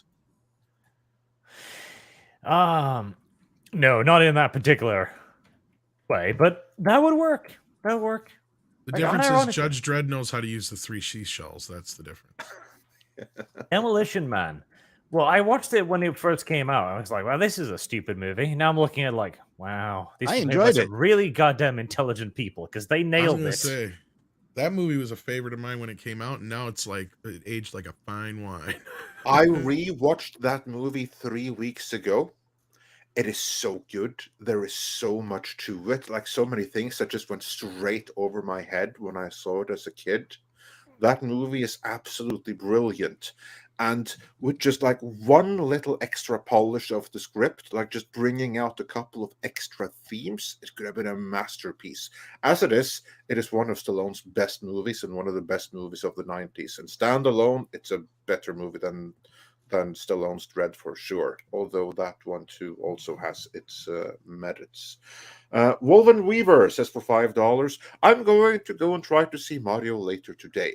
I'm a little worried about how they'll handle Peach, but overall, I'm feeling pretty good about the film. Yeah, I've heard nothing about good things myself. The only thing I will warn people about is from what I'm hearing from people that we kind of trust here in our sphere, is that it's clearly made for kids. So don't, again, and this is where they're probably bitching about the simplicity of it. It's like, don't go expecting Pixar level depth in this movie, it sounds like. And it's not sounding like it's pretending to be anything other than what it is. And that is a movie made for 9-year-olds is what I'm hearing. Yeah. So, yeah. Yeah, don't expect a Lego movie, in other words, although you probably should. That might be Barbie. We'll have to wait and see. The parents are really desperate for a movie that they can take their kids to. It sounds like they can take their kids to this. No, but I'm saying that's a good thing. People are desperate for a pure, unadulterated kids movie. Which is probably, again, this is what we said earlier, Paul, is why a lot of the critics, Grace Randolph included, speaking of here on screen, are giving it such bad reviews, is because it isn't woke enough for them. Didn't I predict that the mainstream critics would hate it. Didn't I say that on the? Did say that? May have, yes. Yeah. To be fair, none of us gave you any pushback. We were all no. Probably. Yeah, yeah, probably. No, because that's the norm. You didn't at all. I didn't mention it as a kick in the nuts. I mentioned it just that, I thought that this was exactly the kind of film that critics who don't play games won't understand. Well, that's because Universal's been good at hiding the pill in a treat, right? They do some of the woke stuff. They've even jumped into the ESG stuff already. But what they haven't been doing is pushing it into your face, right? Like they don't have now in the next Fast and the Furious movie an all trans cast, right? Like they're not doing that. But they have little bits and pieces over here. Even in the announcement for the new Shrek films, there was a little bit of the environmental message already built into that. So I'm like, okay, Universal knows what they're up to. But so they're not attacking their audience. They haven't That's planted the difference. a trans flag in the hero's bedroom? No. Not that I know of. That's Sony. That's Sony. Sony did that. Oh, and God, let's not even get into that because I would be sitting here all day going, fuck you, I was right, fuck you, I was right, fuck you, I was right. I was really shocked to see that in the trailer when I was reviewing it. Wait, what's that? Did you see the BLM sticker too? Yes, I caught that. It's in my review. I went, Lord. Wait a second. His dad is a cop, a badass cop. What kid? A black badass cop. A black badass cop. What kid would have a BLM sticker? Yeah, that's a little tone deaf there. Yeah, speaking of tone deaf, get the in jokes. That of course was the Sony's new Miles Morales animated movie. But yes, moving on with the Super. I thought you would have covered that already. No, we didn't even get there yet. Some other time. Gonzalo Bergali. Yeah, says for $4.99. Grace Randolph should be the next spokesperson of Don't Do Drugs. Yeah, that would go well. And Cisco Sister says for $2. Arch, grab the halberd and continue to gatekeep. Regarding Randolph, every time I see her, it actually encourages me to do drugs. So yeah, it numbs the pain. Yeah. Noah's Break Studio says for $20. Grace reminds me of a guy I was talking writing with, and he said that every good story has to have a message. And when I pushed back and told him it's about character, he got pissed off strangely. Yeah, there you go. That's well. See, here's the thing: is, and Script Doctor, please help me if you disagree with me. But I was thinking about this the other day. I think a lot of writers are misinterpreting the message with themes. Probably. I think that's where a lot of this is. Your message and theme is usually a byproduct of the character's journey and what they're coming. Like the basic one is slay your demons. That's a message. That's a theme. That's a common aspect. It's easy. The more complicated the message, the less likely it's going to be able to benefit your film or your story. Yeah, I mean, and it's they've forgotten how to weave it into a story in a way. No. I mean, having a movie based around a message like Panic in Needle Park, that's done on purpose. Mm-hmm. That's the motivation for making it. But there are many motivations for making a movie. That's just one, and not every movie needs to have a motivation. I guess what you don't need to do then is they'll take that same motivation that you applied to that to something like Marvel, though, I guess is the better way of putting it then. Well, I mean, the problem is infusing superhero movies with comics have had ecological economical, yeah, political, they do have messages in them. They've been at the forefront.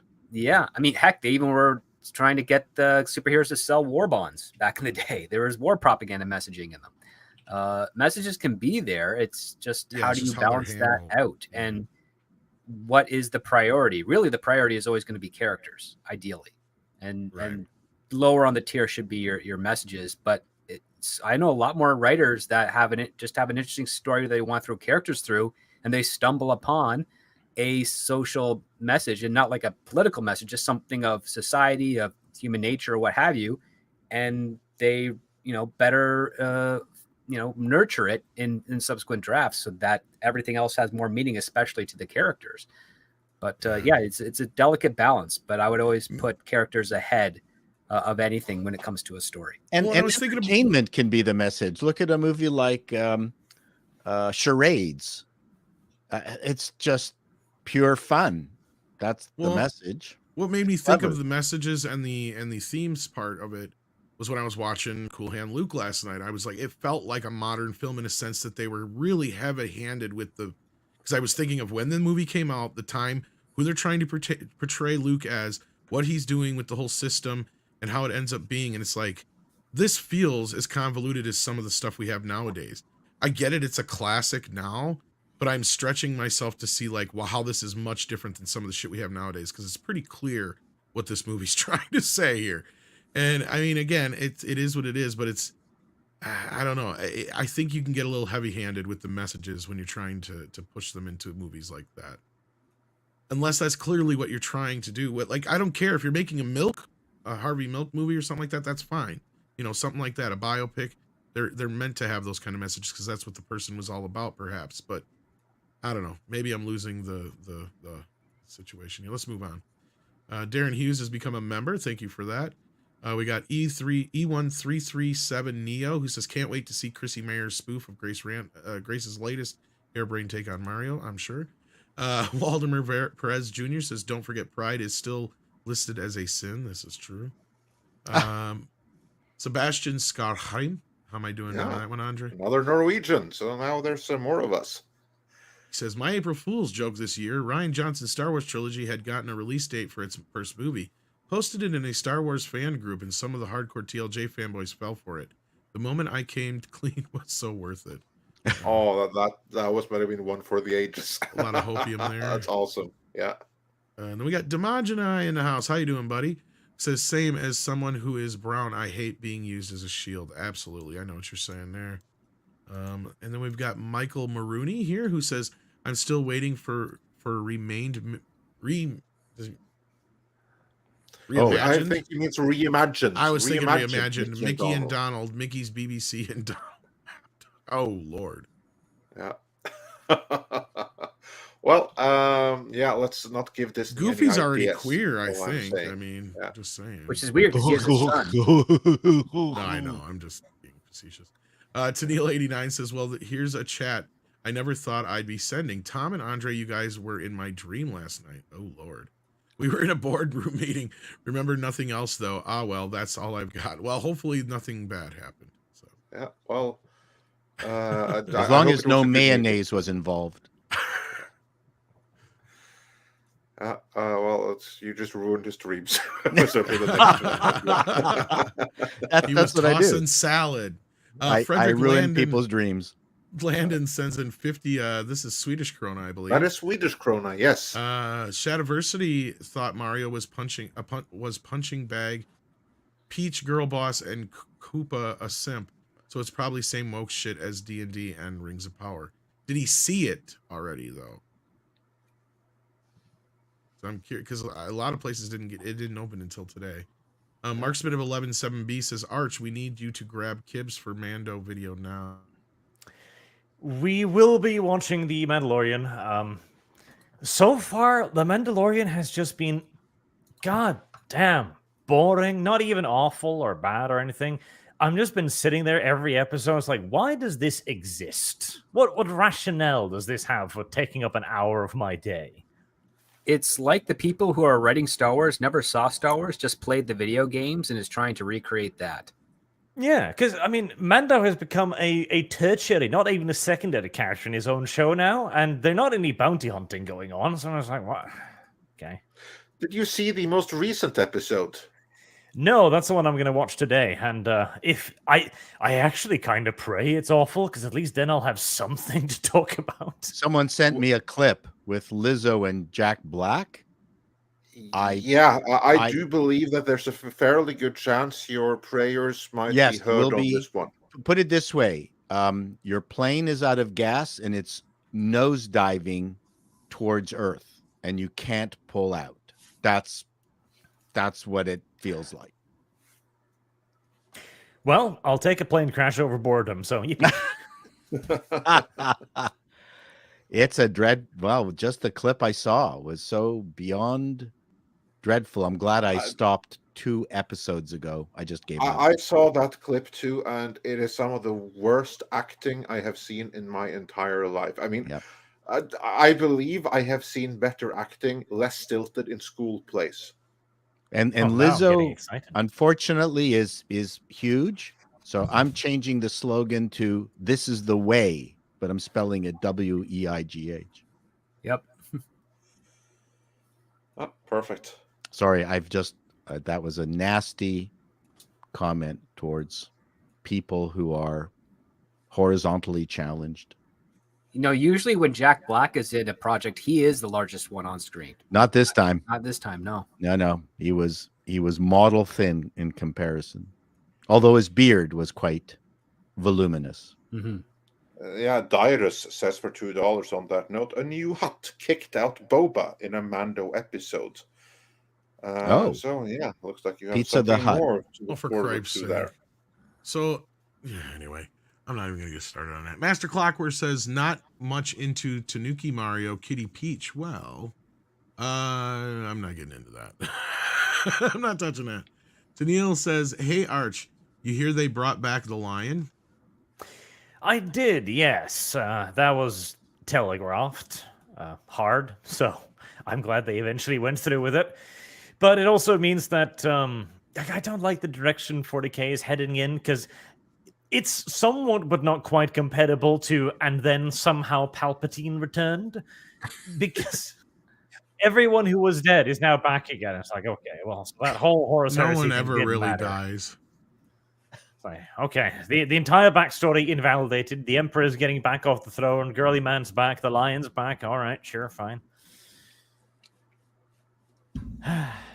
As long as it still makes money, nothing ever dies.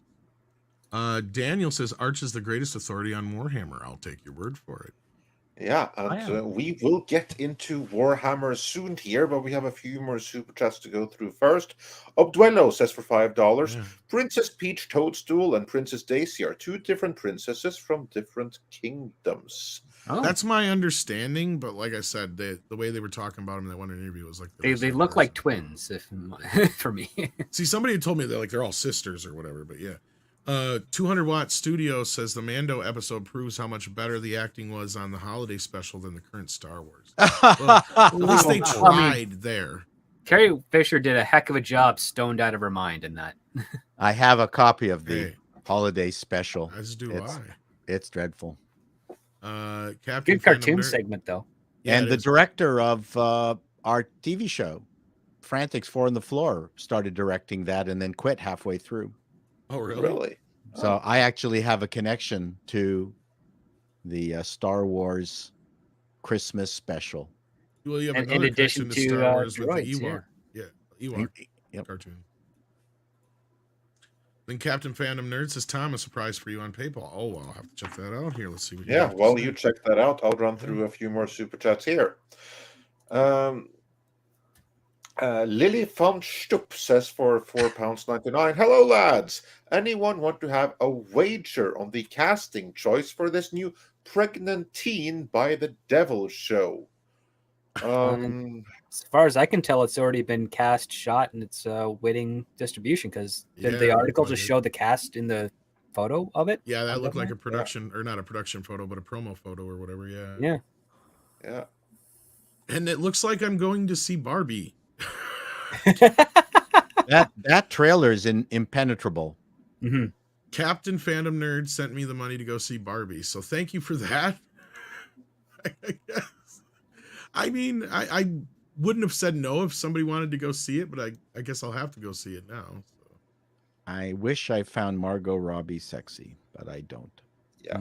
Since we're on it right now, I'm just jumping ahead a bit. Jagar asks, Chato, what are your thoughts on the Barbie trailer?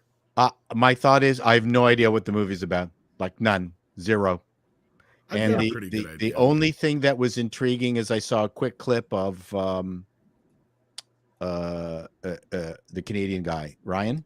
Oh, Ryan. Well, it's Ryan Gosling and Simu Liu are the two. Yeah, Canadians. 2 Canadians. Ryan Gosling in a clip I was just talking about the movie said it is nothing like the trailer, and expect lots of surprises. I went, okay.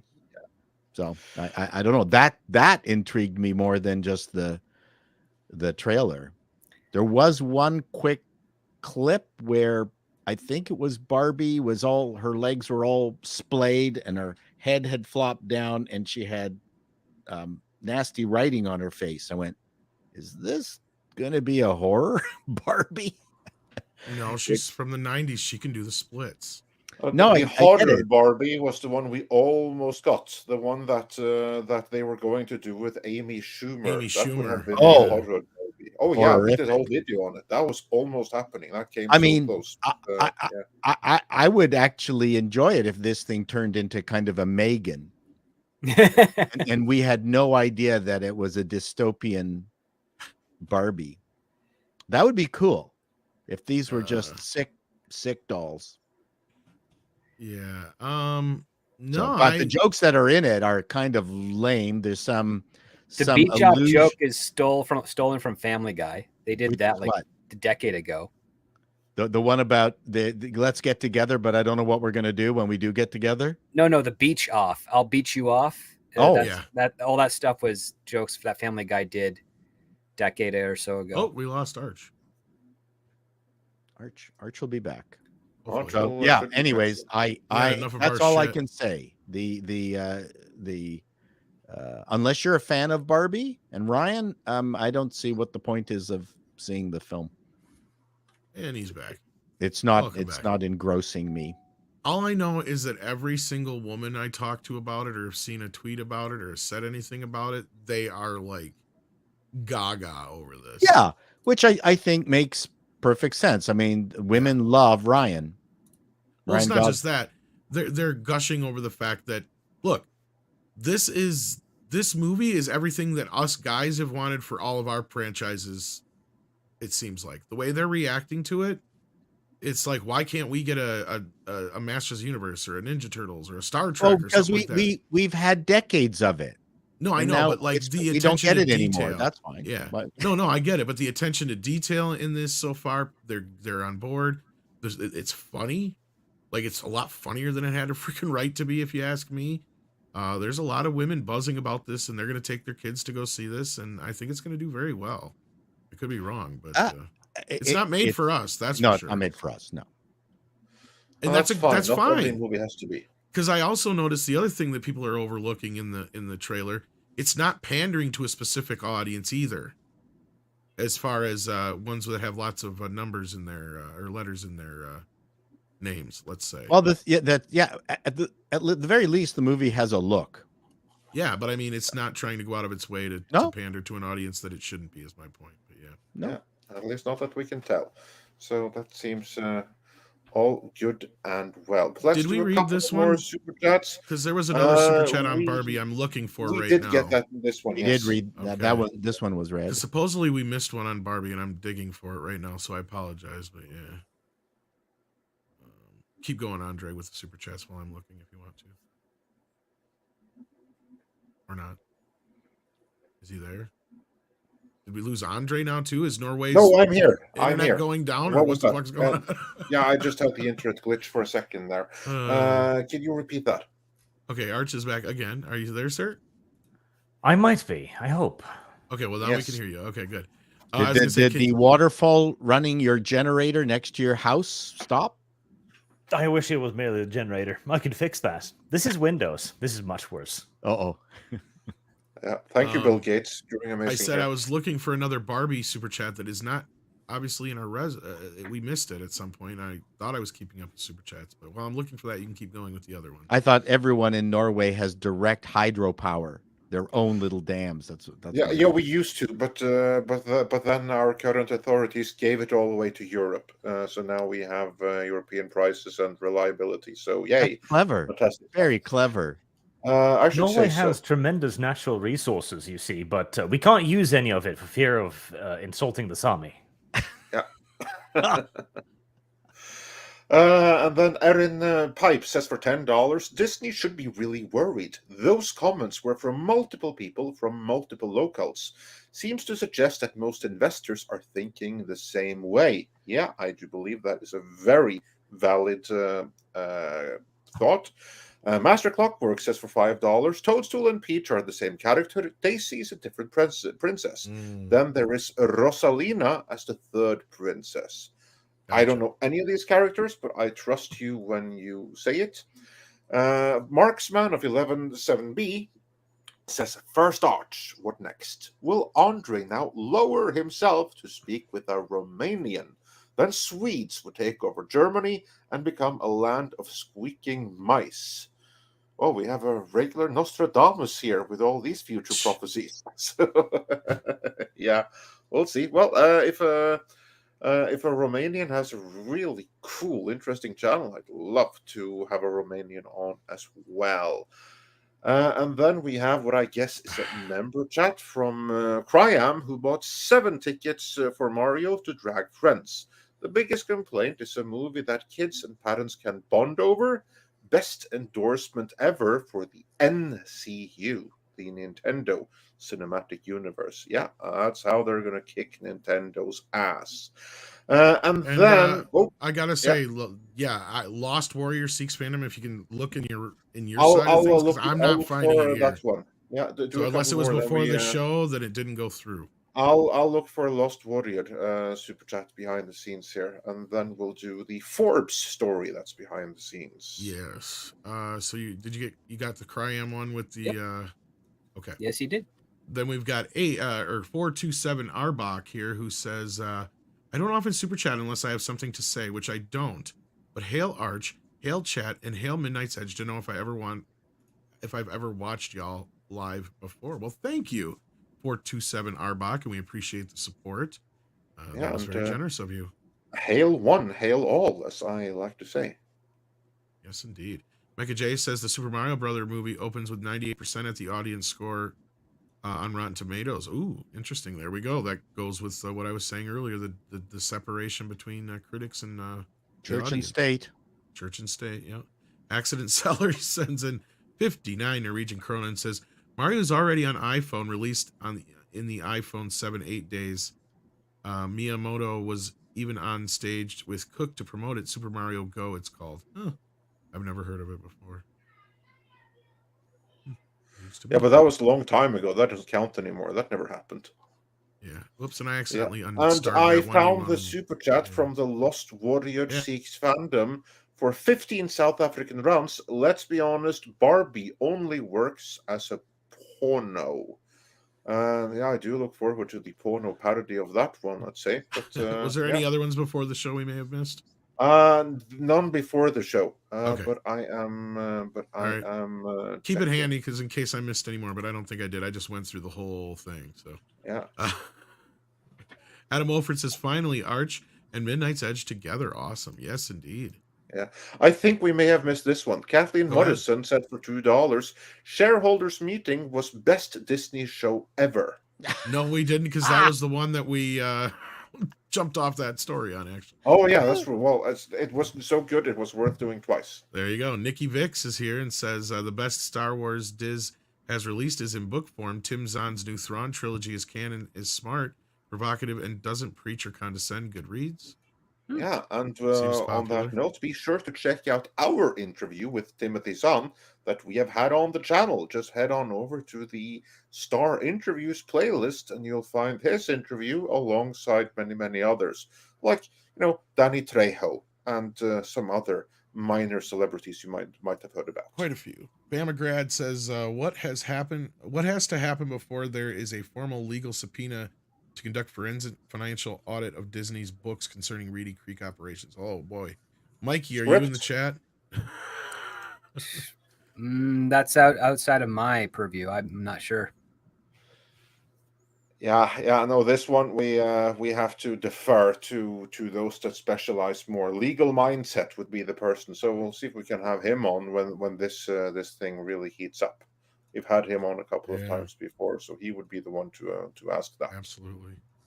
And then we've got Hyper Guyver says, happy 97th birthday to SNS legend Roger Corman. Oh, wow. Is he 97 today? Cool. He's still with us as far as I know, too, isn't he? Oh, yeah. Keep thinking he died, but nope, he's still around. No, he pissed his kids off real good, though. That was what was hilarious. That's why I thought he died, but it wasn't, because he just ended up selling his movies out from under his kids. I thought he had passed away. Something happened, and I'm like, oh shit, no. He's still alive. He just pissed them all off. Infinite Wanderer says, my favorite Arch anecdote is still when his subreddit got hijacked by the Wokies and refocused on Warhammer architecture. The subreddit, I never went on there, but I heard that happened. Isn't it funny how stuff happens outside of your, like, but it's related to you, but you have like no, that happens to us sometimes too. Something happened over there, and it had your name on it, so I'm like, okay, well, that's cute, I suppose. We fought this war in your name, sir. Oh, well, thank you, I guess. Yeah. Then we have Tennille, who says, Arch, while you're still here, I've always wanted to say that I really admire how you're able to break down and dissect political BS, even if we have different political views. For the Emperor. Well, that's the thing. Wokeism is not a political view. It's bullshit. Yes. Nice and simple. It's Fugazi. Jex Refi just got out of the Mario movie and gives it a 10 out of 10. Sounds like you liked it. Tennille says, oh, can we pitch that show? Teenage satanic pregnancy, climate nonsense, and disembodied spinning heads? I bet we'd get at least a half a season. I can see that working with the Teenage Mutant Ninja Hero Turtles theme music. Don't ever say that again. It's Ninja Turtles. You made me cringe. Mario Trillo says, I was making a screw the pooch joke and how Disney keeps doing it. Oh, gotcha. Okay. Also, why do I listen to Rammstein all of a sudden? Or why do I want to listen? Yeah, gotcha. Because that's like their church music over there. Yeah. We do love our Rammstein over here. We do. Do you go to Rammstein as much as fucking Andre does, Arch? Like every weekend almost. I swear, it's like church for you guys. No, sadly, I live in the middle of the forest, so I'm far too far away from most concert venues, but I do love Rammstein. Yeah, pretty much, Andre, he's like, I'm going to a concert. It's like 9 times out of 10, I guess right that it's Rammstein. Yeah. Well, I've been in every concert they've had in Norway, apart from one. I'm still bitter about that, but yeah. Jex Refi says Peach has her moment, but doesn't denigrate Mario. Yeah, we'll have to see how that plays out. It sounds like you didn't have an issue with it, though, so I'll let everybody know my feelings as soon as I can. DCB Titan says there's nothing wrong with Disney that can't be fixed with liberal use of a flamer. You mean a flamethrower? I'm not even going to touch that. I was going to say, I think the problem is they have too many flamers in there now, but anyway, a heavy flamer. I'm glad you didn't mention it. Yeah, I'm glad I didn't. F it. Let's just launch the cyclonic torpedo. The Emperor Pachax. I cannot talk. My stuttering is catching up. Yeah, like Disney could fix this real easily. They just gotta stop trying to pander to such a small portion and get back to what they used to do. It won't be that difficult to do. They kind of figured it out again in the 80s and 90s, late 80s. I don't know why they can't just get back to that. Yeah, well, all that's missing is will to do it. Well, they are reimagining everything. They even got Alan Menken rewriting the lyrics to "Kiss the Girl" and "Poor Unfortunate Souls." Did you hear that? I did hear that, but we'll cover that. We'll cover that in due time. Right now, we have some return Star Wars. They'll never return Star Wars and Marvel to a boy-focused properties. Oh, that might be a challenge for them. Yeah. Ajax the Greatest says, "What's the message of There Will Be Blood?" Oh, greed and control is the theme. Yeah. Good movie. Check it out. Yeah. And there will be blood. That's the message. There's plenty of blood. That's the message and a threat. And on that note, 200 Watt Studios says, Tom, Cool Hand Luke is about the directionless petty criminal that gets fame in prison because he escapes many times. The warden and guards don't like him, so they eliminate him, martyring him. I got that. it's this big Christ allegory during the time of the hippie movement and shit like that. I mean, it was kind of a quasi pre-BLM movement as it was. Like, and that's where I guess I'm just kind of like, it's a little heavy-handed with its messaging, and there's not much keeping my interest here. But it didn't turn out good for him at the end. No, it didn't. It didn't. No. So that's where I think I was getting the mixed messaging from. I'm like trying to figure out, what is this movie trying to say I here? think it was just it's the big finger to the anti-establishment, the middle finger to the anti-establishment. When I saw it, I mean, when it came out, I was fun. I went, yeah, get the man. They're horrible. And the fact that you had Paul Newman, which I guess I'm gonna have to have a conversation with like you and maybe Script and some other people who both love and maybe feel the same way I do about it, because I had never seen it before. I've seen all the moments though, but like, the scene where the warden's daughter is washing her car, and that's a classic. It's a memorable moment.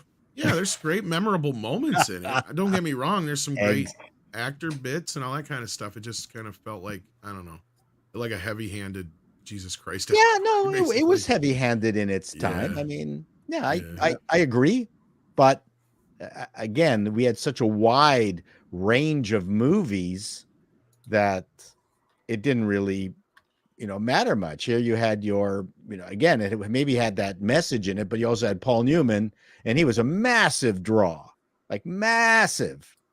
So that was part of the fun. And then again, you got the legendary scene washing the car, and that became very much a titillating moment for young men. Yeah, there was lots in there for everybody. Yeah, but anyhow, we need to get past this. Like I said, maybe we'll have to have a whole show. We did get this one. We did get. I just wanted to make sure, because I did star some that I didn't quite remember, so I just wanted to make sure. We did get this one. Action Com says a script where Cool Hand Luke fell short versus One Flew Over the Cuckoo's Nest and Good Morning Vietnam succeeded. When their hero goes down, he needed to be damaged. He needed to have damaged the Authority. Yes. Otherwise, his sacrifice is pointless. Yeah, it was pointless. You're right. His sacrifice was pointless. I never got the end. The part where it started losing me was the ditch digging scene, where they keep making him. He's like, "Why is my dirt on?" Like, that was like, I'm like, okay, here's the moment where they need to do something as a group, or he needs to react to it in a different way. Like, I don't get this. This is not making sense to me. Like he either damages the institution literally, or his death inspires others to do the act for as a result. Like, that's where the movie lost me right there. That's an untypical story with an unusual ending that doesn't fit the Hollywood trope. Oh no, it doesn't fit the Hollywood trope, or it's basically taking a concept and saying that even though we'd like to think that one man can make a difference, there are some situations where no matter what one man does, the habit that's been established is stronger than the man's actions. Yeah, and I kind of got some of that out of it, but again, maybe this is a conversation for another conversation, much different day. Abdulio says Daisy was introduced in the first Mario game for Game Boy. She has become the Peach for Luigi, and is usually portrayed as a tomboy. Hench fam complaints over the training scene in the movie. Yeah, and they also had Daisy in the original movie. I know that. Yes, and the Bob Hoskins one, right? Yep. Yes, indeed. And then we got a Tipping Barn who says Norwegians no longer give damns. That's good. I see what you did there. Yeah, absolutely. Zephyr says, if you want a Romanian, I know a guy, Romanian TV, his entertainment channel is lack of entertainment. He would fit right in with us malcontents. All right, well, thank you for the recommendation there, Romanian TV, lack of entertainment. Romania right now is most well known for being where a whole bunch of Dungeons and Dragons style shows are being shot for Netflix. That's all it's good for. Yeah, quite a lot of production is going on there. Like, yeah, and Hungary and all those former Eastern European countries. They're a fantastic crew. Yeah.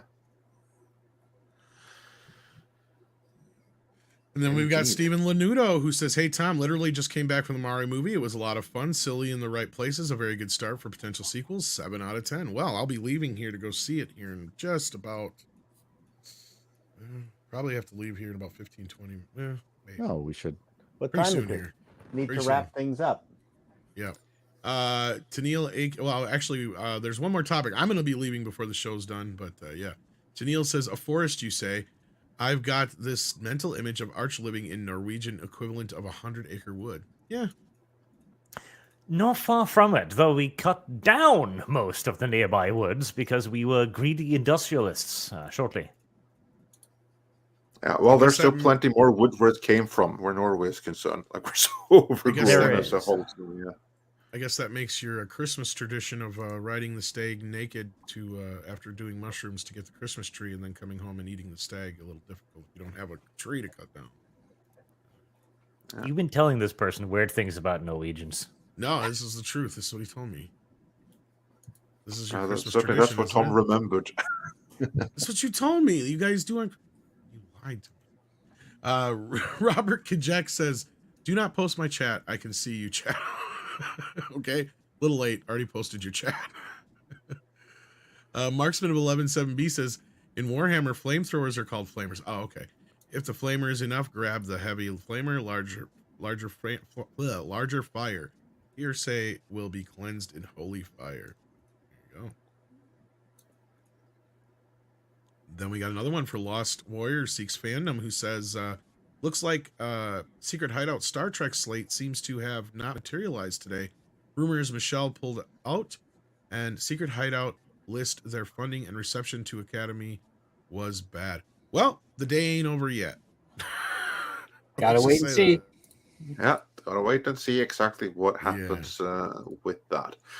But with that, let us, since we have Arch here, we have another fellow Norwegian, and on that note, Skeptrum says, for 50 Norwegian krona, favorite Norwegian comedy that never will be made, Sami Liberation Front.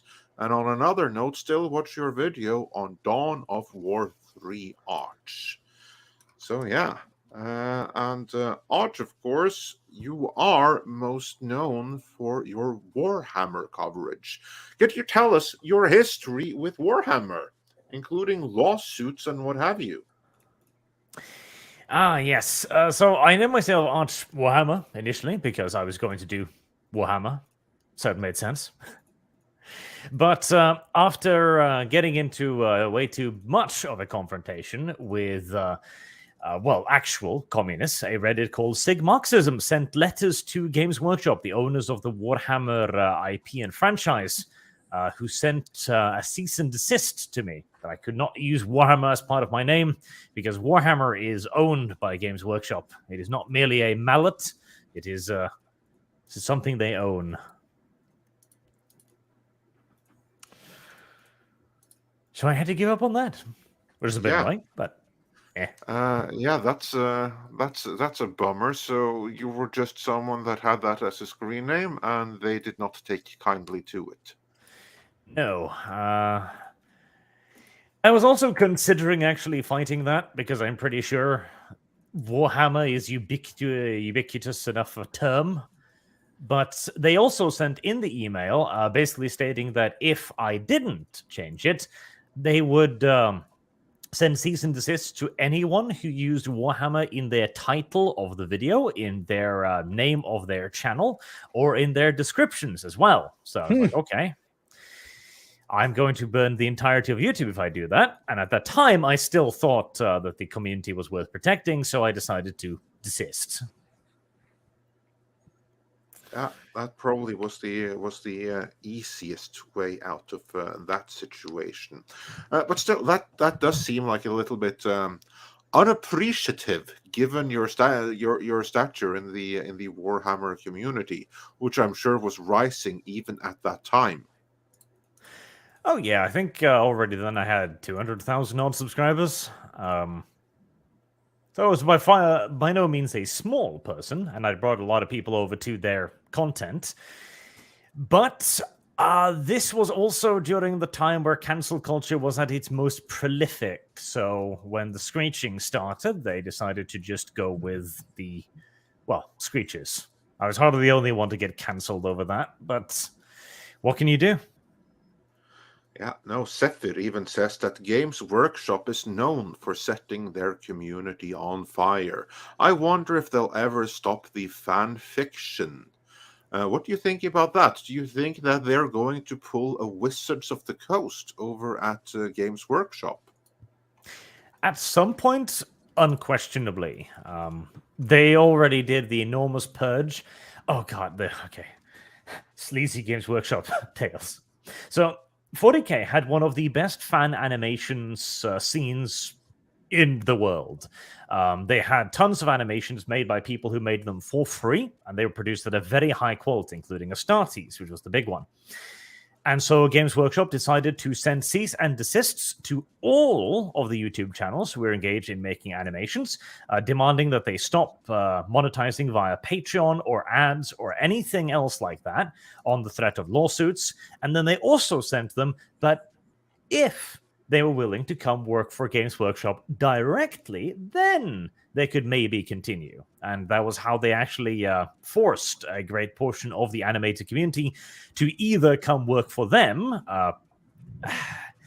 for wages that has been rumored to be less than competitive, shall we say, or have their livelihood just yanked out from underneath them overnight. Oh, that was very gracious of them to do. Let's say. Very kind.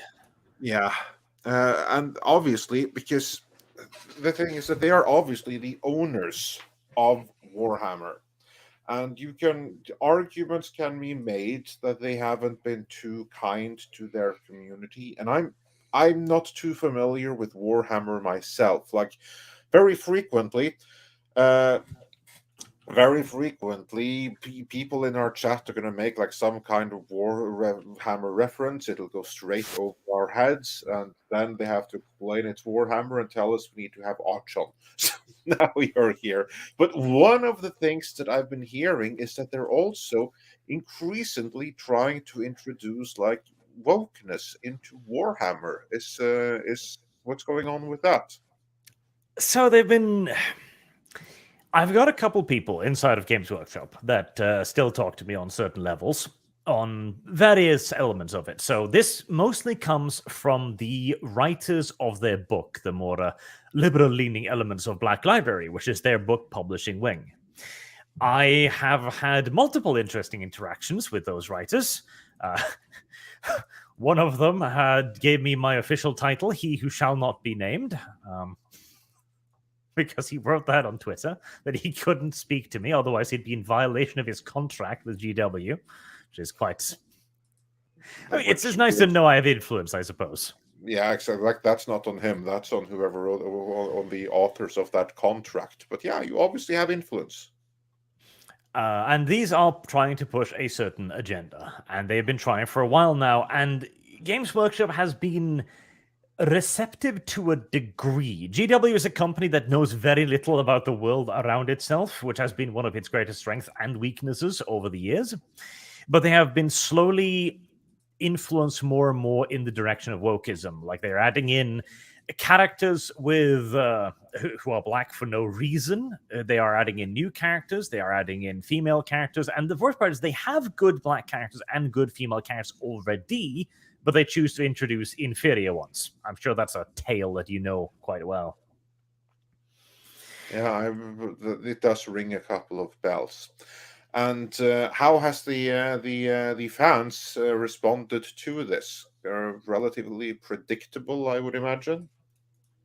The response has been a bit of a interesting one, because a lot of people are pushing back against it and pointing out this is not Warhammer, because Warhammer is a fairly inherently conservative setting. Like, progressive ideology does not function in this setting. But there's also the fact that they are living in the UK, where the company that is, where the legal structure is such that you must abide by a lot of the wokeist principles in law. Like, they're not allowed to step too far out of the line. So the company is kind of trying to tread this weird middle ground where they are virtue signaling enough to be perceived as the good guys, but also not making changes in their law either to support it. They're basically kind of straddling both sides right now and trying to figure out which way to go. And there's a whole lot of internal debates around this. I've been told of multiple large-scale meetings where everybody is arguing for the one side or the other, if they should become political, if so, to what extent, if not, then why, etc., etc. So the company is having a bit of a crisis of conscience internally. Someone needs to send them the latest minutes of the Disney shareholder meeting, just to sway some opinions right there, to see how that's how that's turned out for a company like Disney. Well, there's the thing, too, because Amazon is currently sniffing around Games Workshop. And knowing the kind of effect that Amazon has on pretty much any company, they're going to be almost desperate to please them. Because if Amazon buys you out, you can name your price and wander off into retirement for all eternity and sunset, you know? So there's a lot of back and forth there. Amazon recently, in what was presumably a show of good faith, gave Games Workshop access to their own reporting back end, which produced hundreds of takedown notices for Amazon pages of people selling 40K related products like dice or something like that, who wasn't officially endorsed by Games Workshop. And also taking down people trying to sell their own painted models or their old armies, eBay style. So there are clearly some delicate negotiations going on behind the scenes with some you scratch my back, I'll scratch yours back and forth there. Yeah, that's brilliant. And on the topic of Amazon and just how good this is for consumers, obviously being picked up by Amazon, that would be a huge deal for Games Workshop. Not so sure it's a amazingly great deal for something like Warhammer if they were to proceed with that. I mean, we have the recent news of Rings of Power. I'm just going to share that for one moment here on screen. This is from Forbes. And their headline, and I mean, we might have as well have written this. The Rings of Power, Amazon's big gamble, was a massive flop that most viewers gave up on. Now, this was Amazon through and through. And we now know that 2/3 of audience did not finish the entirety of the season. So of 100% that saw the first episode, only 33% managed to last all the way up until the last episode. So yeah, just it being Amazon isn't necessarily good news. And that's the thing that I really want to talk about, the thing that I can kind of relate to.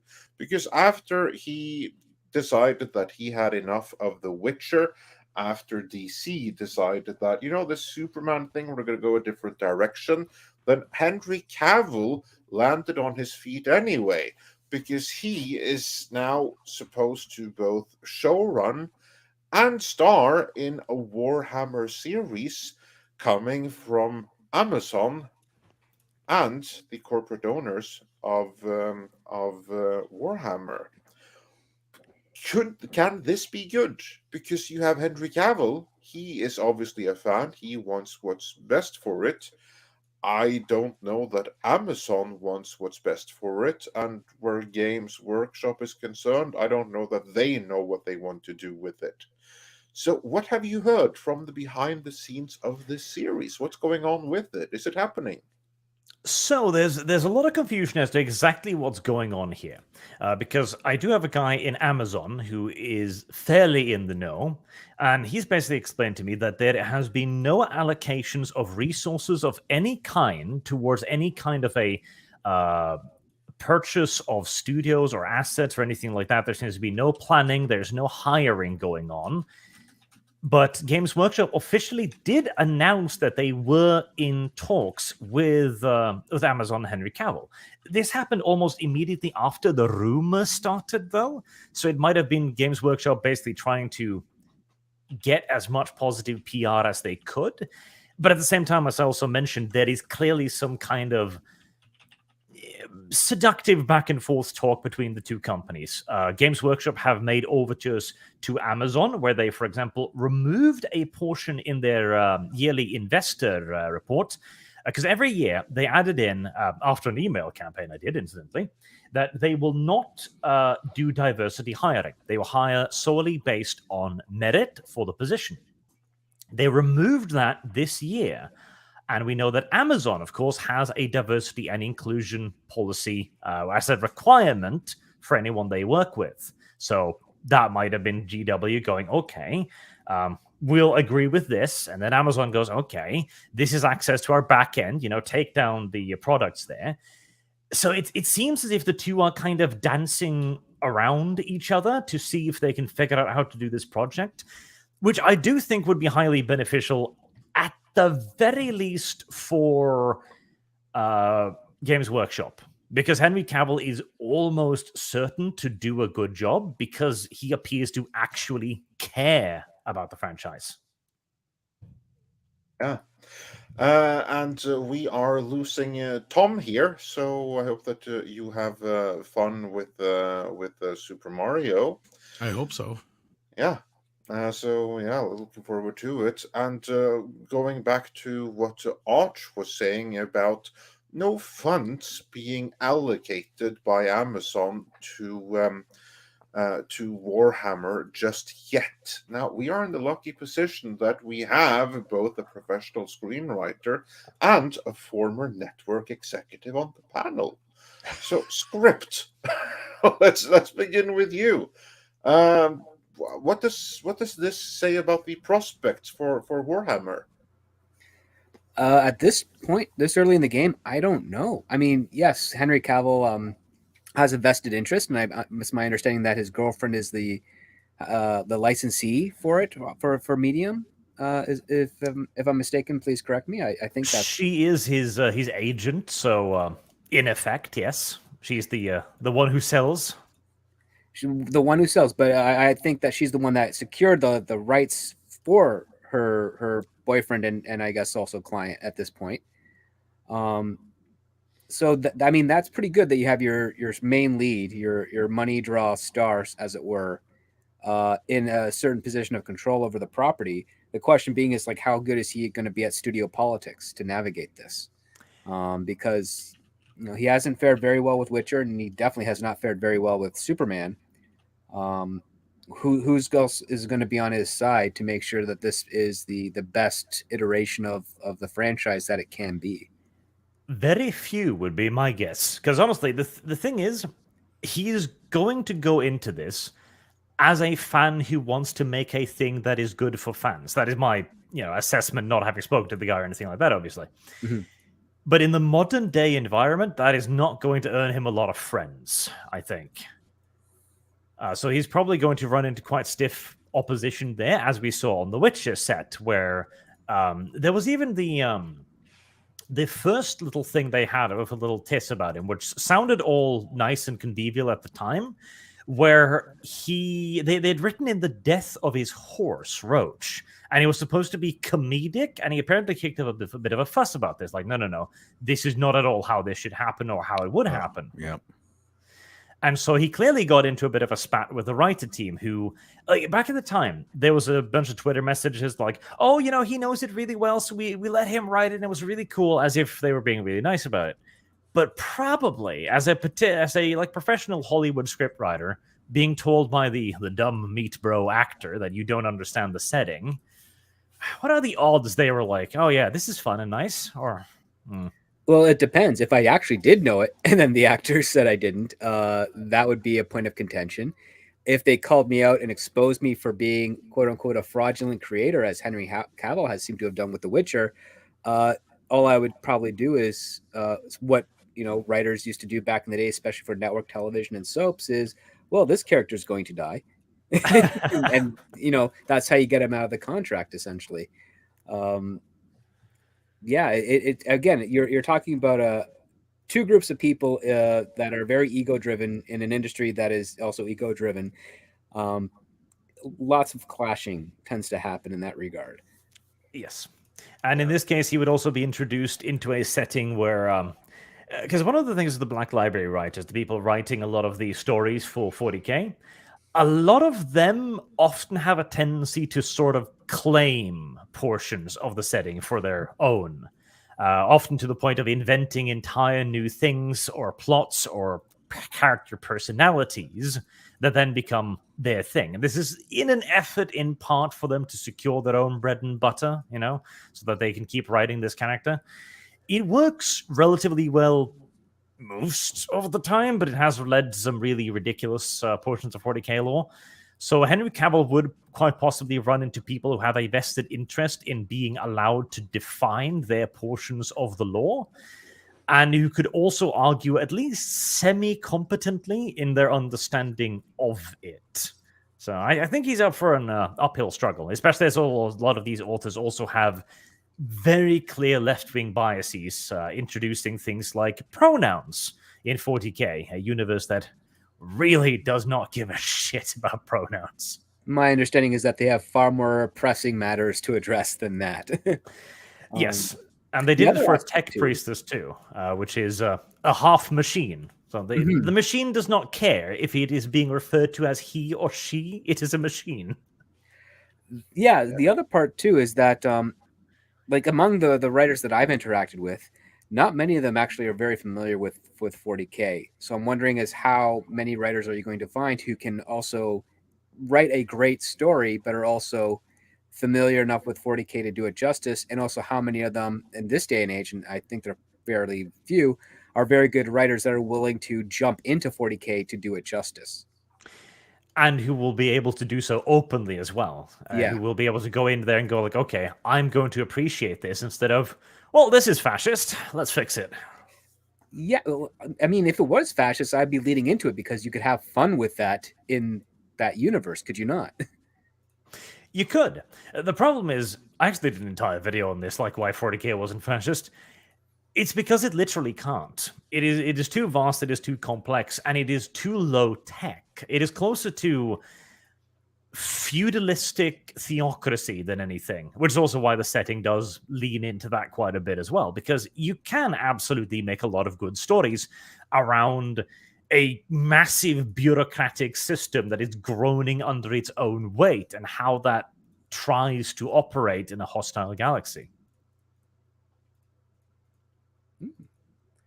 Yeah, that's already piqued my interest, actually. Yeah, Mr. Chato, you've been listening to the conversation. As a former network executive, what do you think Amazon is waiting on with regards to Warhammer? Yeah. Wow. I mean, that's one property that's very popular that I know very little about, and I hate to admit that in front of Arch.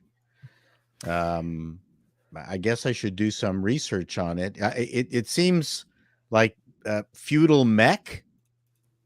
Sort of. 40k has been almost popping for like 10 years, which is why a lot of people have heard of it, but they don't really know of it. So you're not alone in that regard. No, I'm a big mech fan, but it seems like an anachronistic mech, where there's machinery back when there really wasn't machinery, but they had it. Giant tanks and mech suits, but everything else around them is very agricultural. It does look incredibly cool, though. So just from the look alone, from that appearance, you'd think that Amazon would be interested. Arch, what do you think might happen going forward with Warhammer, especially on Amazon? Well, there's a couple of different possibilities here, overarching wise. One is that they do get Cavill on board, and Cavill is beloved by the 40k community. The man has done a fantastic job PRing with fans, if he hasn't done it with anyone else, it seems like. So it would almost certainly be a very large success if it was to be arranged, but as the other two here pointed out, I don't know if he's going to have the actual institutional clout to get it done, and if he does, if he will be in a position to do it correctly and properly, or if he'll be hamstrung. Because 40K also has a long and proud history of failing when it comes to making movies. There's been no less than 5 attempts to make a 40K movie, only one of which succeeded, and he produced an absolutely awful 3D CGI style movie called Ultramarines, which no one talks about anymore for very good reasons. Is there a single main character that he would play? There are many opportunities for Cavill, because the 40K universe is enormous. It has hundreds of books, thousands of pages of laws, dozens upon dozens of characters. And it depends on what direction they'll go in, because there's the mythical backstory, the origins of the universe, which is the Horus Heresy, in which case you could play one of the larger-than-life demigod characters of the time, or he could play a modern character. And personally, I would prefer it if he played a more human, down-to-earth character, because I think the best introduction to the universe for most normal people would be to see a human rather than seeing a space marine, because then you have to ask the question, what is a space marine? Why are they huge? Why are they so angry? Etc., etc. Yeah, there's some elements to it that look like oh god, the people who did Warcraft, the space version of it. Yes, in fact, pardon me, what? Blizzard was originally hired to make a Warhammer game, which is the fantasy equivalent of 40K. Games Workshop, for unknown reasons, canceled the contract out of goddamn nowhere, citing complaints with the alpha test version. And back then, since there was no legal repercussions really, Blizzard was just, okay, well, we put all our time and money into this. We're just going to release it anyway, but change the names around, and such was Warcraft 1. Or StarCraft, right? StarCraft. Yep, StarCraft 2 followed pretty much the same mold. Yeah, this is reminding me a lot of StarCraft. Used to be a big player of it, and then Blizzard became a horrible company, and I just got rid of my account. StarCraft is damn near a 1-to-1 for characters, stories, and race-wise of 40K. Okay. Got it. Oh, now so like I'm Protoss getting in Warhammer, huh? Okay. Oh yeah, the Protoss are the Eldar. They've even got the same style of religion, background, and many kinds of weapons and style too. I get it. Yeah, so there's something for Henry to do. I mean, from an Amazon perspective, you've got warring factions within a group. They've already gotten bit once with Rings of Power, and they got to find a way out of that morass somehow. Yep. And I think they're, I as an executive, I don't know where you would start with this. You would really need to have a strong executive with a strong hand on the tiller to be able to get this thing working, notwithstanding Henry Cavill's involvement. He would just be a very small piece of the puzzle. Look, he was a very big piece in Witcher, and he couldn't get them to do what the books have, books originally indicated. And with regards to Witcher and actors, I have found it very counterproductive to do what the actor suggests 95% of the time. And that's even within the context of a show that's working really, really well, and people have their own ideas, which you never want to hear. Script Doctor, I'm sure will agree with me. And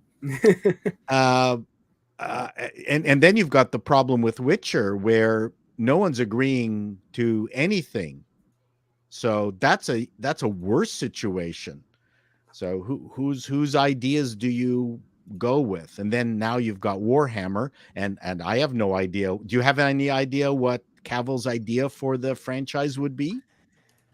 Not really. He's been keeping his cards very close to his chest in that regard, probably also because he too is probably fishing with this, because he knows he has a lot of fan support, but not a whole lot of institutional support. And from Amazon's perspective, that's probably the reason why they're interested too, because they need a PR win, especially after Rings of Power. And Cavill could give them that, especially after DC also elected to pass on the obvious PR score, which would be to get him back as Superman.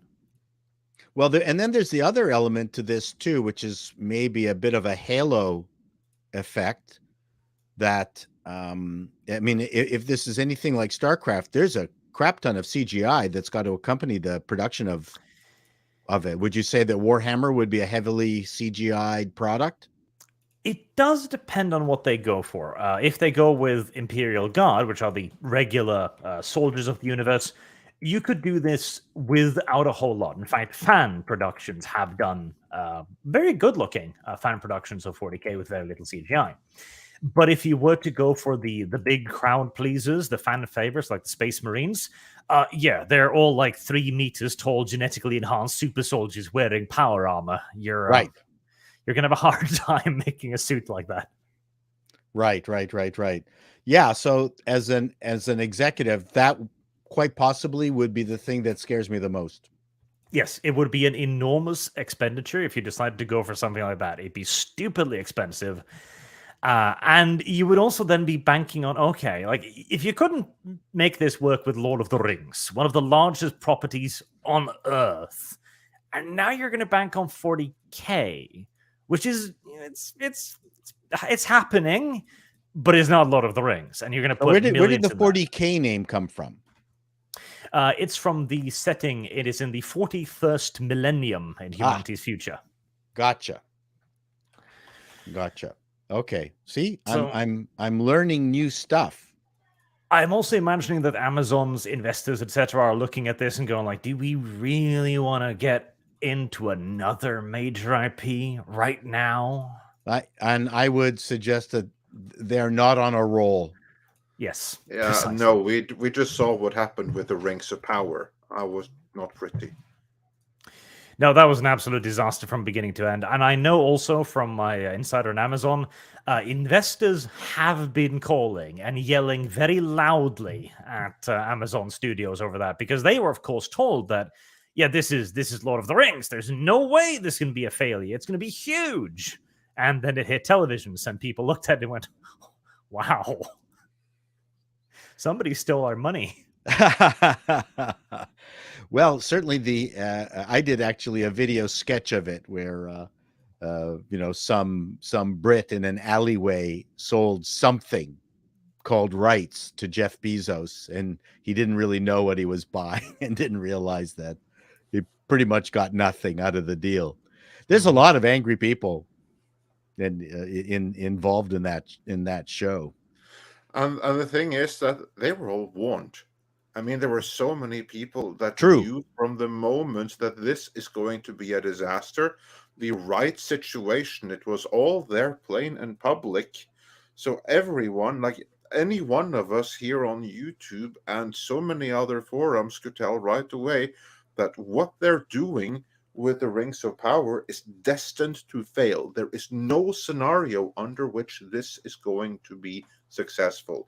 Simply cannot happen. What is frustrating then is that they would let that failure possibly dissuade them from taking on something like Warhammer. But there's a real risk that could happen, isn't it, Paul? Oh, absolutely. There's not a lot of confidence in the studio to be able to execute anything. And I know this is now that I've tapped into Arch's knowledge, just the fact that this would be a huge 3D budget. I mean, there's a massive 3D budget even on Rings of Power, and they blew it on that. But this would even be more difficult because you've got just heads of human beings sticking out of mech suits. I mean, the challenge of this is going to be way more complex. Yep, and for far less sure returns as well. Because again, whilst 40K it's doing okay, if you couldn't make Rings of Power stick, how are you going to convince people you're going to make this one stick? Oh, yeah, absolutely. And this thing has, if it's got aliens like StarCraft, then those are fully CGI. And not only aliens, so some of them are just enormous Tyranid monster bugs too. So that would have to be done all in 3D. Yeah. Yep. No clever costumes or animatronic stuff allowed anymore. Nope. Yeah. Wow. So I mean, I think this is fraught with danger. And if I was an exec at Amazon, I wouldn't be going ahead with this anytime soon. And that could possibly be why we haven't heard anything new. Because they are worried, because they just got their ass kicked by the Rings of Power. And here's another thing that would probably be every bit as expensive, and they're not sure what to do about it. Well, not only that, Amazon, I think, recently announced that they just did a production with the Russo brothers where they spent like $300 million for 6 40-minute episodes. Like, that's an abuse of spending money. So yeah, it just boggles my mind the way that Amazon is throwing money around at stuff that's either untested or just backed or just has a foundation from, very inexperienced producers. And at the same time, you do have this franchise of 40K, which is definitely going to need a heck of a lot of money, but we're not hearing anything about people being courted to help develop this. And that makes me question, well, why would they be interested in it anyways, considering how much money they've thrown behind Rings of Power and behind this new Russo brothers show, when something of this that has a fairly sizable fan base isn't getting any sort of traction in comparison. But isn't this kind of an odd fan base? I don't mean to be insulting. Mm-hmm. No worries. I've been told worse. No, but this is, I mean, I like an awful lot of the stuff that this should represent. I mean, I was a StarCraft player for a decade. More than a decade. And this was just completely off my radar. How was this off my radar? I mean, it seems to be very almost Dungeons and Dragon-y kind of deep lore. Well, it's in large part because 40K, it's kind of veering away from this more and more as it grows more mainstream, but it was a very dark universe. The entire point is that humanity is doomed. It is just a long, brutal struggle against alien invaders, sinister corruption, and it is a universe. Yeah, and it is a universe in which extreme authoritarianism is not only necessary, but it is a moral good, because the only other option is the extermination of humanity. It is an inherently conservative setting, which is also one of the reasons why I think is going to be a big risk in today's environment. And you have another property that, I mean, it's not the same thing, but parallels that Arcane is based on a game, which I've never played. I don't like that style of game, but was hugely popular, or at least I don't know how popular it was for Netflix, but it was, there was an awful lot of people who were invested in it from the game. Yes, League of Legends. I'm presuming it did well because they are working on a second season right now. Yeah, it's an expensive animation to make. Yes, the animation was very, very successful. Yeah, but the League of Legends, I ran afoul of that group of people. Holy smokes. League of Legends is also the single largest one of the MOBAs right now. And yes. It has so much money. Right, and I hate MOBA games. Hate them. Good. They're awful.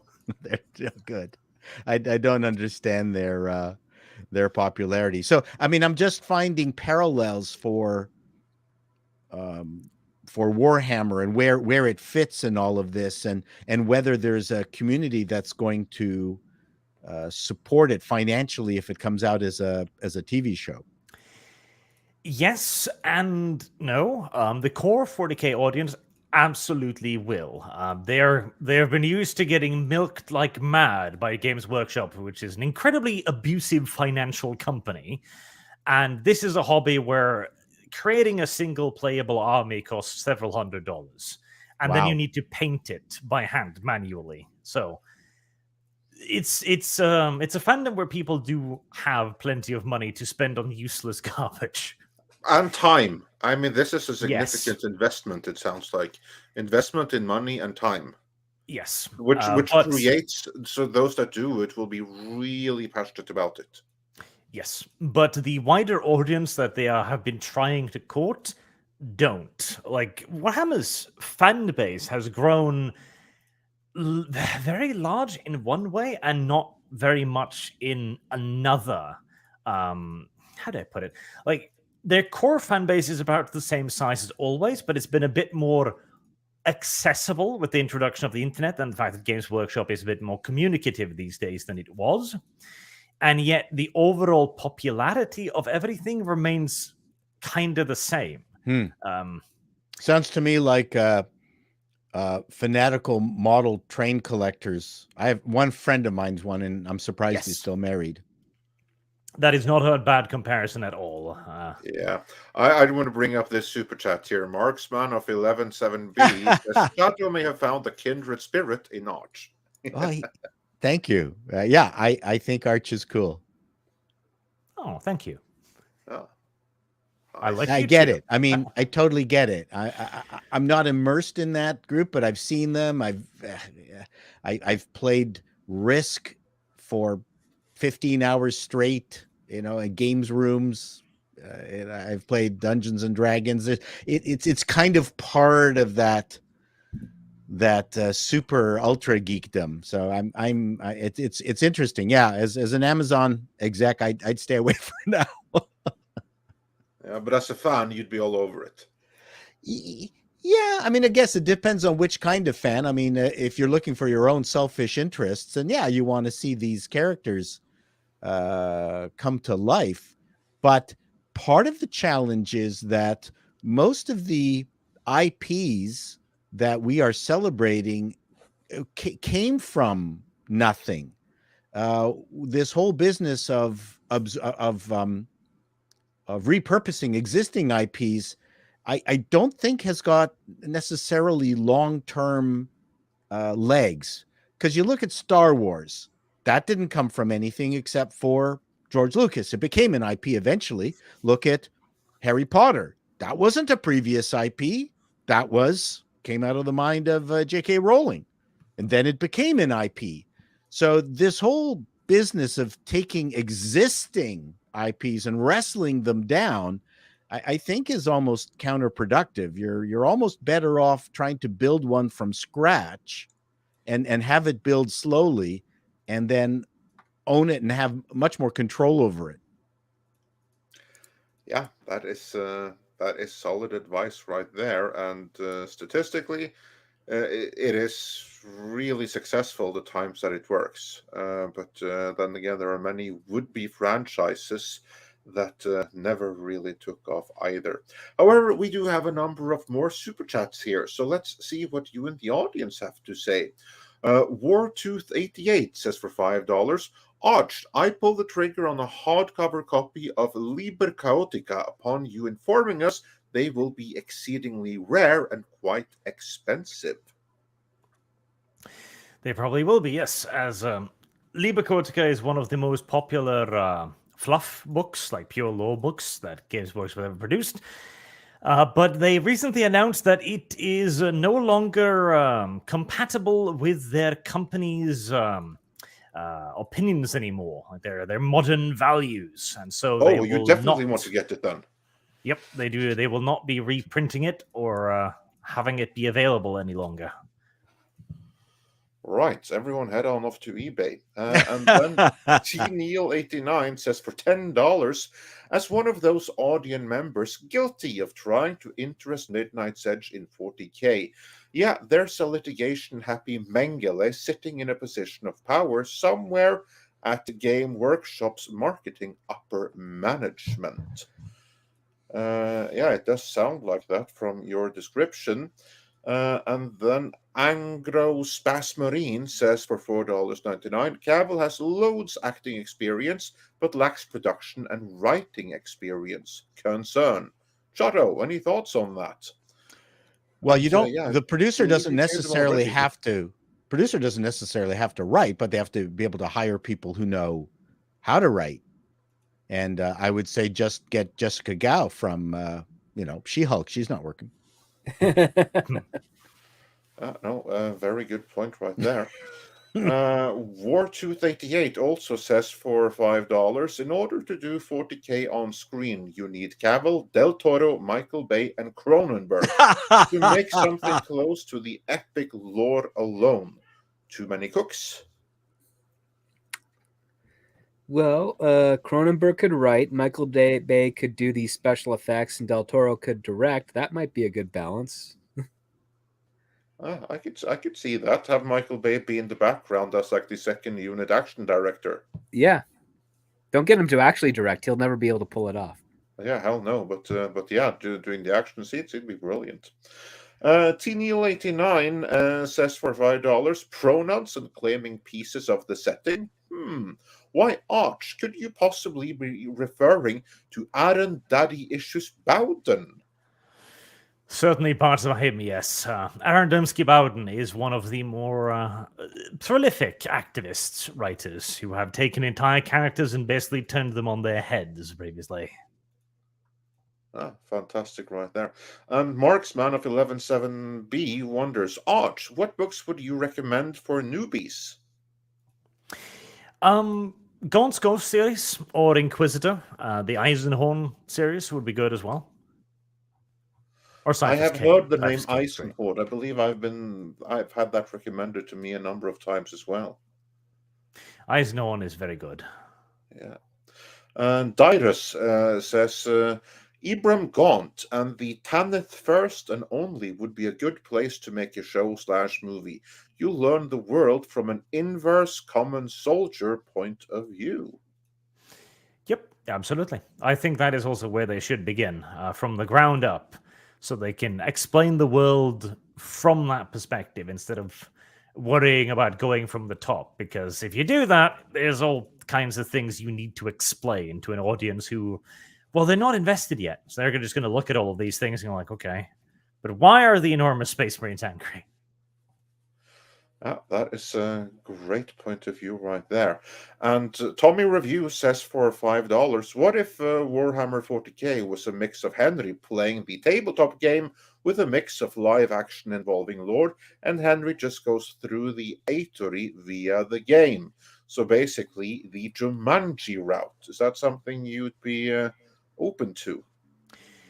Well, unironically, one way Games Workshop could do this on a shoestring budget is to just have story time with Henry Cavill, basically. Put him by a fireplace, a nice big book, and like, okay, tell us a story, Cavill. And that is what he does. Has Cavill actually done a story time yet? I know Chris Evans has. But yeah. No, that would actually be pretty good. Or you could just have him and a bunch of friends playing Warhammer 40K. And like the Tommy Reviews here says, just maybe intercut it with some cartoon versions of battles, animated battles happening or something of that nature.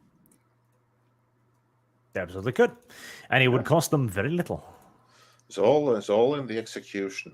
And then to Neil89 says for $5, I realize that this might not be a popular opinion, but I honestly hope the 40K show doesn't go through just because I don't want to risk it sucking.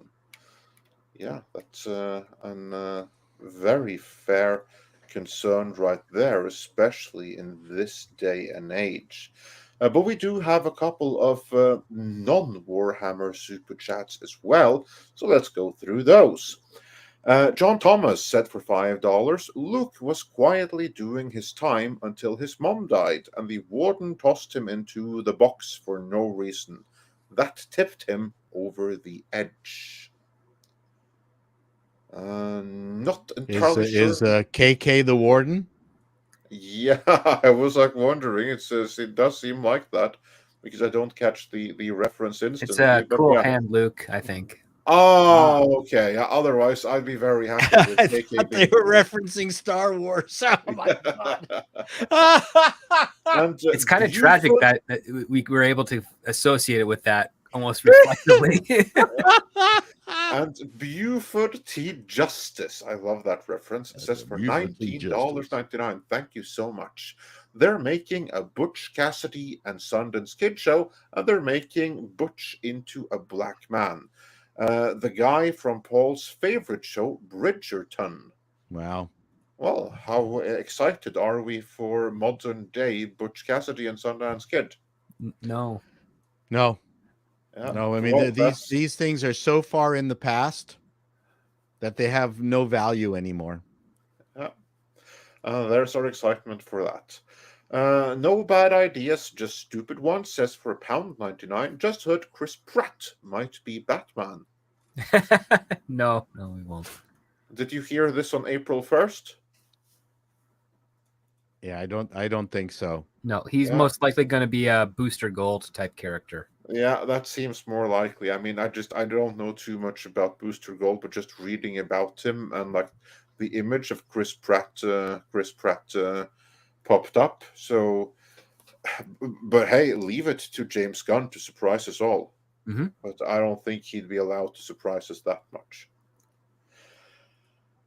Robert Kiek says for $10, damn it, give me a nose punch chat function. We'll pass on the request to YouTube. That's the best we can do, I think. Don't punch me in my nose. I don't want that.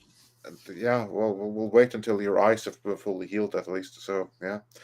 And 200 Watt Studio said for $5, the chain gang was a metaphor for never escaping the establishment, no matter what. The pointless ditch digging was society beaten down. Yep. Yeah, I can see that. Oh, absolutely. Yeah, that is a good, very good metaphor right there. Absolutely. Then we had a member chat from Arden Blade, who says, apparently Disney stuffed Lizzo into actual clothing, got Christopher Lloyd to wear his Star Trek cosplay, and glued a raccoon to Jack Black's face. That does kind of seem like the clip that I saw. So I'm a few episodes behind on The Mandalorian. I don't know that I really want to catch up on it. Arch, are you looking forward to the next episode since you've been seeing the season so far? If it's shit, then yes, because anything will be better than the boring drudgery so far. Yeah, you got your wish, I think. It like, does. It is literally having me sitting there thinking to myself, "Wow, wouldn't it be fun if we just had a show about bureaucracy in the New Republic?" I mean, red tape can be fun. So yeah. Well, sure. Look at Yes Minister. I was just thinking that. That's actually where I took it from. That was what Bernard said to try to like boost up the civil service. Red tape is fun. Yeah, we did I tried to do a show in Canada similar to that called In Opposition, about an opposition party trying to get into power, but no one really understood my vision for it, because I thought it all had to be about the minutiae, not the big deal. Because I had people follow one of the MPs around, and one of the big imbroglios was someone getting pencils monogrammed, and all the other MPs wanted it too, but the budget department wouldn't let them do it, and all hell broke loose. I would have watched the hell out of that. Yeah. So, I mean, but I couldn't convince anybody that was the point. I mean, and that would be funny, that these people with power got stuck with, got all caught up in not getting their pencils monogrammed. Yeah. That was a show you pitched where I was too young to have been considered a writer for it, because I can totally get that concept. Yeah, I get it instantly. You just have to see Yes Minister, and there you go. There's your. Oh yeah, and I'm sure you appreciate the bureaucracy in Norway too, right? Oh, absolutely. I mean, we're not as bad as England, but Arch can certainly testify that we have bureaucracy too. Yeah, we just have some modicum of common sense. Because I think I DM'd you, Paul, that if I were to do a show like that, I'd pitch an idea where, in order to gain more voter turnout, the members of parliament try to make members of parliament trading cards, like sports cards, and get that out to the people to get the young vote. And it's like that fits in there. They would. Politics are dumb enough to go that route. Oh yeah, and then you'd get politicians who are wondering why no one wants their card. No, and they don't know which gum to put in with the package. And the gum turns out to have some kind of cancerous active ingredient. It's imported from China. Yeah, that's right. Yeah, and the gum becomes toxic, and and they're more upset that the toxic chemicals ruin the picture on the cards. That's that correct. Actually hurt people. Yeah. There you go. Well, we have a few more super chats to go through here. Accident Seller says 419 Norwegian krona, increasing the Norwegian representation here, saying another thing you might have been told about Norwegians that are true. Babies are not made, they are bought in the frysedisk på Rema between Fjordland and Fiskegrateng. Buy one, pay for two. Oh, that's a Norwegian offer right there. And you can leave them out in the pram, and no one will steal them. Oh, totally. That's a common sight, actually. Wait, people steal babies? No, that they don't.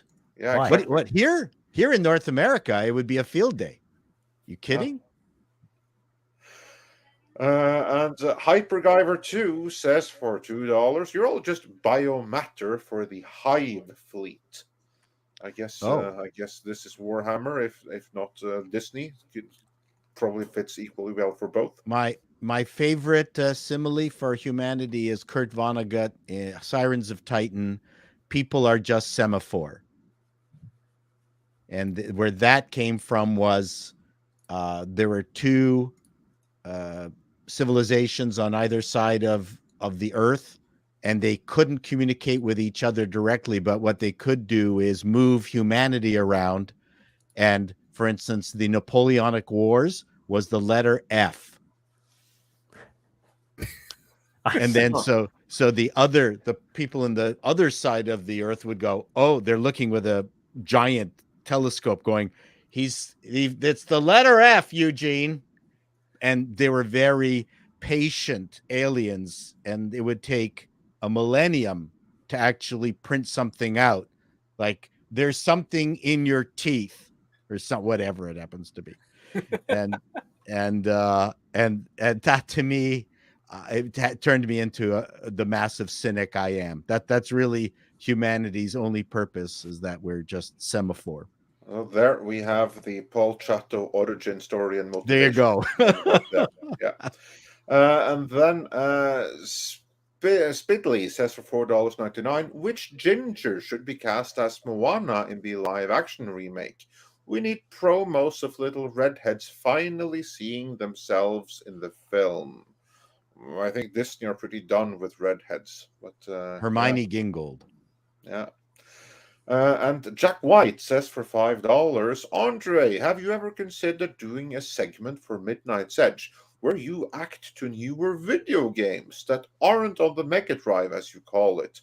Actually, I've considered a separate channel for that called Midnight's Edge Gaming, or Script had a great idea, so I'm not going to share that right here, but that could happen. Unless one of the ladies like Nina is able to get me to play Conan Exiles or something like that, where you would get to see me get into a corner and not get out again, because that is what usually happens when I try playing 3D games. No, for real, I'm not joking. And for Arch, most people seem to think Ravenor is the likely options, but personally, I'd love to see Cephas Cain done. Thoughts? Oh God, you pronounce it Cephas too. Well, I just read it here. Is it Caiaphas? No, the actual pronunciation is Cephas. Okay. According to the author, but I think it sounds awful, so I call him Cephas Cain. So is Caiaphas or something stupid? That is the official one. I will just say for the record that I absolutely despise the letter C, and I think it needs to be retired from modern usage because it's so stupid with a letter that used to be hard C, so it used to be only K, but then it got perverted to sometimes becoming S, and now you just don't. Well, I suggest you cease and desist. Yeah. Like my pet, but I know what you mean. Like my pet peeve is Conan the Cimmerian. Cimmerian, okay. He's Conan the Cimmerian. He's from Cimmeria. Get it right. But yeah. I can understand that. Cypher's Kane would work excellently as a 40k TV show, though, because it's a far more comedic introduction and less grim serious. Yeah.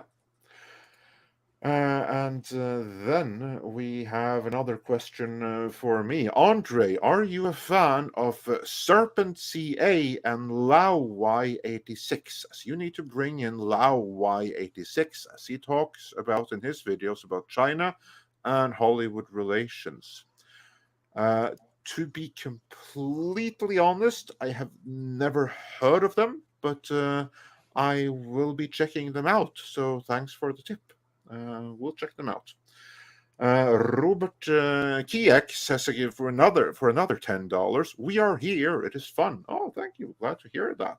And Jack White says for $5. Did you guys see the teaser for the anime adaptation of Four Knights of the Apocalypse and the gameplay trailer for the new Zelda game? I have not seen any of the above. Have you guys? Nope, I have not. Nope, sadly. Yeah, I'm very sorry about the disappointing answer, but it is what it is. We'll see if we can check it out for Friday. Jack White says for $5, series recommendations for the panel: My Hero Academia, One Piece, Full Metal Alchemist, Brotherhood, Full Metal Panic, Eden Zero, Bungo, Stray Dogs. I'll put them to the list, although some of them, to be fair, were there already. Jack White also says, more series recommendations: The Seven Deadly Sins, Sorcerer, Stabber, Orphan Black, Clover, Cowboy Bebop. I've already seen Cowboy Bebop, the good version, not the live action. I'm rewatching Cowboy Bebop right now. So good. The real one or the one with that? The real one. Crevices? Nah, the real one. Yeah. 26 episodes. The real one. Seven Deadly Sins, that's good. The first few seasons are good. Then it gets repetitive. Yeah. And John Thomas says for $5, Arch, surely you alone among the panel have heard of L.E. Modicet and his Recluse and Imager series. Wow, not me. I pass on that one. Pass as in I have not heard about it. Modicet.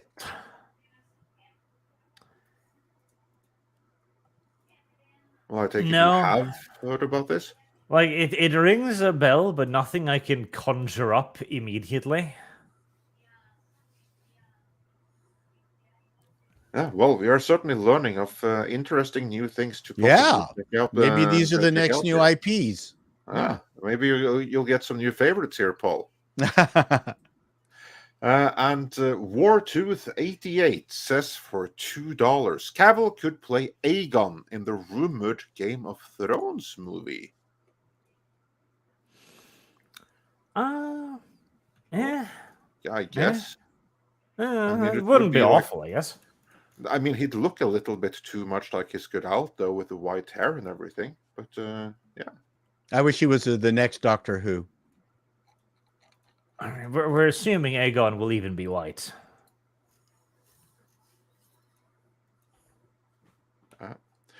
And then we have Andrew Hoskins who's saying, Arch, talk about StarCraft and Warhammer, which of course you've been doing for a while, but tell us some other tidbits about it while I look for a missing super chat here.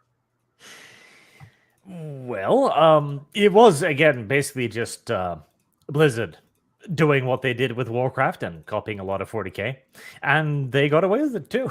Very well, in fact, creating their own setting, which, to be fair, has devolved or diverged a lot more from 40k these days. It is a lot more of its own setting now than it once was. I don't know if that's for the better, seeing as it's also succumbed to Blizzard's habit of making even the most vile, mass-murdering, genocidal maniac a good, misunderstood character, but oh well, details. They kind of combined it with that anime. I'm trying to remember the very sort of it's stuff in. It was a ship in space that the uniforms looked like they came from some kind of Napoleonic era or Spanish Armada outfits. I'm trying to remember. They did it into a 3D movie, which was horrific. But Wing Commander? No, not Wing Commander. Anyways, yes, it's a really famous anime and manga. But it looked like StarCraft had added that look and feel into their environment. Anyways, I loved StarCraft. That was a really fun game to play. And meanwhile, I found the missing super chat from T Neil 89 who sent a number, and I remember every single one that we brought up here. But one we didn't was, hey Arch, you hear they brought back the lion? Yes. Oh, I thought we got that one. Yes, I remember that one. Oh, we got that one? Well, then I think we got everyone, because I don't remember getting that one. Well, then we did get absolutely everyone, because I remember all of the others. So to Neil, then I think that we have got every single one. You just have to go back and check, because I cannot see a single one that's missing. We have gone through all of them that I am able to see here, including the one evidently that I thought that we had missed. But we got one right now from Giganiga, who says for €5, have you heard rumors about Disney selling Lucasfilm? Recommendation, Darker Than Black, Jinro Claymore. So, Script, what do you make of this? I've heard no rumor of Disney selling Lucasfilm. It would not be out of character for Disney to sell any of its subsidiary studios. It's done it before. But I don't know if they're willing to do that right now. They've got too much invested, and I think they want to hold on to that property for as long as they can. Yeah. Otto, any thoughts on that? I have none. Yeah. They could be desperate enough to actually have to do it. There you go. And then the mods happily tell me that there's a member chat, because right now Tom is away, so I'm trying to hold everything together on my own here, which is sometimes easier said than done. But we had a member chat from Cosmic Vader, who says, and with that, this show was sponsored by Rabbit Chicken Farms International of Mexican Iron Man Industries. All rights reserved. Indeed they are. And with that, I do believe that we are fully caught up. If not, let us know now, because we never leave any super chats behind. Unless we do, in which case we come back for them on Monday. That's our slogan. No chats left behind. Yeah, exactly. I cannot see. Oh, yeah, here we got one from Tanil89, who says for another $10, who says, oh, let me try again then. Oh, can we pitch a satanic teenage pregnancy, climate nonsense, and disembodied spinning head show? I bet we'd get at least half a season. Oh, and, yeah. We actually got that one before, too, that exact one.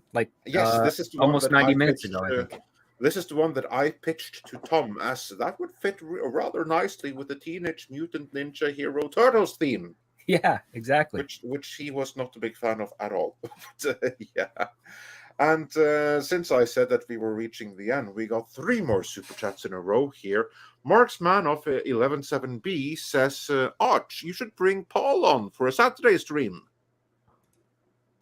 Maybe. Yeah, there you go. I know Paul has been known to do other streams, been on the Critical Drinker and everything. I'm available for any topic I know nothing about. Yeah, that's I'll start with the best ones. And Wartooth88 says for $2, Arch, thoughts on Space Marine 2? Or Arch, sorry, thoughts on Space Marine 2? Very limited thoughts at the moment. We haven't seen enough of it to make much of in the way of a judgment. We do know that one of the writers is on the lefty side of things, so we'll see. But I hope it's good. Yeah. And then Accident Seller says for $249, you're not a real anime fan unless you see Space Battleship Yamato 2199. It's a reboot of the 70s show called Star Blazers in the US. It's really good. StarCraft even paws homage to it with the Yamato gun. Oh, all right. Oh, I've seen Star Blazers. I've actually got it on DVD. Yeah. And the last millennial wonders, what happened to her? Haven't seen her in a while. Was there a fallout? No fallout. It's just scheduling. Because she was on Toxic Femininity and stuff like that. And same thing with Lorena. It was just a schedule that didn't work out. But you'll see her quite frequently over on the channel of our very good friend Robert Meyer Burnett. T-Neil89 says for another $2. Okay, well then here's the double super chat money. Oh, well, thank you, T-Neil. We do appreciate the support. And Daniel says it will be hilarious if Disney sells Star Wars only for the new owner to simply re-release the originals in the theater and make $5 billion per movie. They probably could. Yeah. That would be glorious. That would be glorious, absolutely. And Mech1164 says for $5, one that might be good for live action. It's called Big O. Lots of action and mystery. Wow. I'm guessing this is another manga. Yeah, I don't know that one. Many things. So many things that could be good for live action. Have you guys ever heard of Blake 7? Yes. Figure script. Yeah. I just got introduced to it recently. I had no idea what it was. Oh, it's so cool. It's another Terry Pratchett show, if memory serves. Oh, and Andre, have you ever heard of it? Of what did you call the animal? Blake 7. I am familiar with its existence. I have never seen it, but I know of I've been going through it. It's this British thing that I know. It's very, very influential. Yeah, that I'm aware of. It's a little slow at times for like a more modern age pace, but it really does pick up and pays off with some very interesting takes and commentary on basically totalitarian governments and brainwashing and trying to be free. Yeah. And then we have STR Red Wolf, who says, is it soggy koala time yet? Well, not if ActionCom can help it, because he says, Arch, can we extend today's show forever? Well, I gotta go. Apparently not. We're almost caught up here. And Matthew Kemp, he just says that I want to highlight it. Glad to see Arch on the show. Too bad I didn't get the notification until 30 seconds ago. Yeah, well, that is YouTube for you, isn't it? And Andrew Hoskins says for $2, Blizzard lost the 40K Arch, then StarCraft. Oh. Yep. Yeah. Sums it up. And Jamie G says, stop delaying the inevitable, calling for koalas in the rain. Let's see here. The DCV Titan says, Paul, are you thinking of Legend of the Galactic Heroes? No, Legend of the, it's the one that Arch mentioned, I think. Oh, the other thing. No, that wasn't it. I know what you're talking about. No, it wasn't that either. Sorry. All right. Well, with that, we are caught up. Paul, you had to go. What do you have coming that people can check out? I'm just writing a bit right now where I'm auditioning for a script that I wrote that stars myself. It's my own personal story, and the casting department says I'm not diverse enough for my own story. Well, fantastic. So, that's the premise of the bit. It's pretty funny. Modern problem in Hollywood, I'm sure. Script, how about you? What should people check out that you have coming? Just my Patreon right now. I'm going to be reviewing some screenplays over the next couple of weeks and doing some more little articles on writing. Just did one yesterday about character flaws.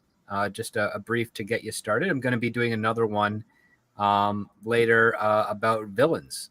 And yes, chat, thank you for the correction. It was Terry Nation, not Terry Pratchett. I'm sorry. I get my Terrys confused, especially when they both work for the BBC in the same decade. So, but thank you. And the Scripts Patreon is, of course, in the description, as is Paul channels, as well as Arch's channels. Arch, where can people find you, and what do you have coming up that you want to plug? Well, on the lore channel, it's business as usual, 40k lore. We are going to be doing some more Dread lore as well, because the Dread universe is pretty cool. I look forward to that. Love me some Dread. And I will be moving on some more historical stuff eventually, too, where we've got a whole production going on there with animations and everything cool, but that is still a bit off in the distance. Yeah, and Daniel asks me, Andre, please clip the Warhammer segment of today's show. It was excellent. Well, of course I will clip it and put it over at Midnight's Edge Live Archives, where you'll find all the best bits and clips from the shows. I mean, sometimes we even get to Paul's videos before he does that way, which is always fun. And for any of you out there, if you're fans of my channel, even if you're not, I don't care. I'm 335 subscribers away from 100,000. So go to Call Me Chatto and subscribe. Wait till I get my plaque and then unsubscribe. Just really, it's just like a 6-month investment of a sub. It is. Like, what's the problem? Just subscribe. Just 300 to go. I think probably we'll be having your 100K celebration in the next. We need to, and we'll have it here. Yeah, I look forward to it. And Arch, tell your followers, for crying out loud, tell them to just, you don't know who this guy is. I didn't like him on Midnight's Edge, but just follow him. Yeah. Just follow. And with that, it is time for some koalas in the rain. Koalas in the rain, koalas in the rain, no fucks given, koalas in the rain, koalas in the rain, no fucks given, koala. Action Pump says what we got here is failure to communicate. Koalas given.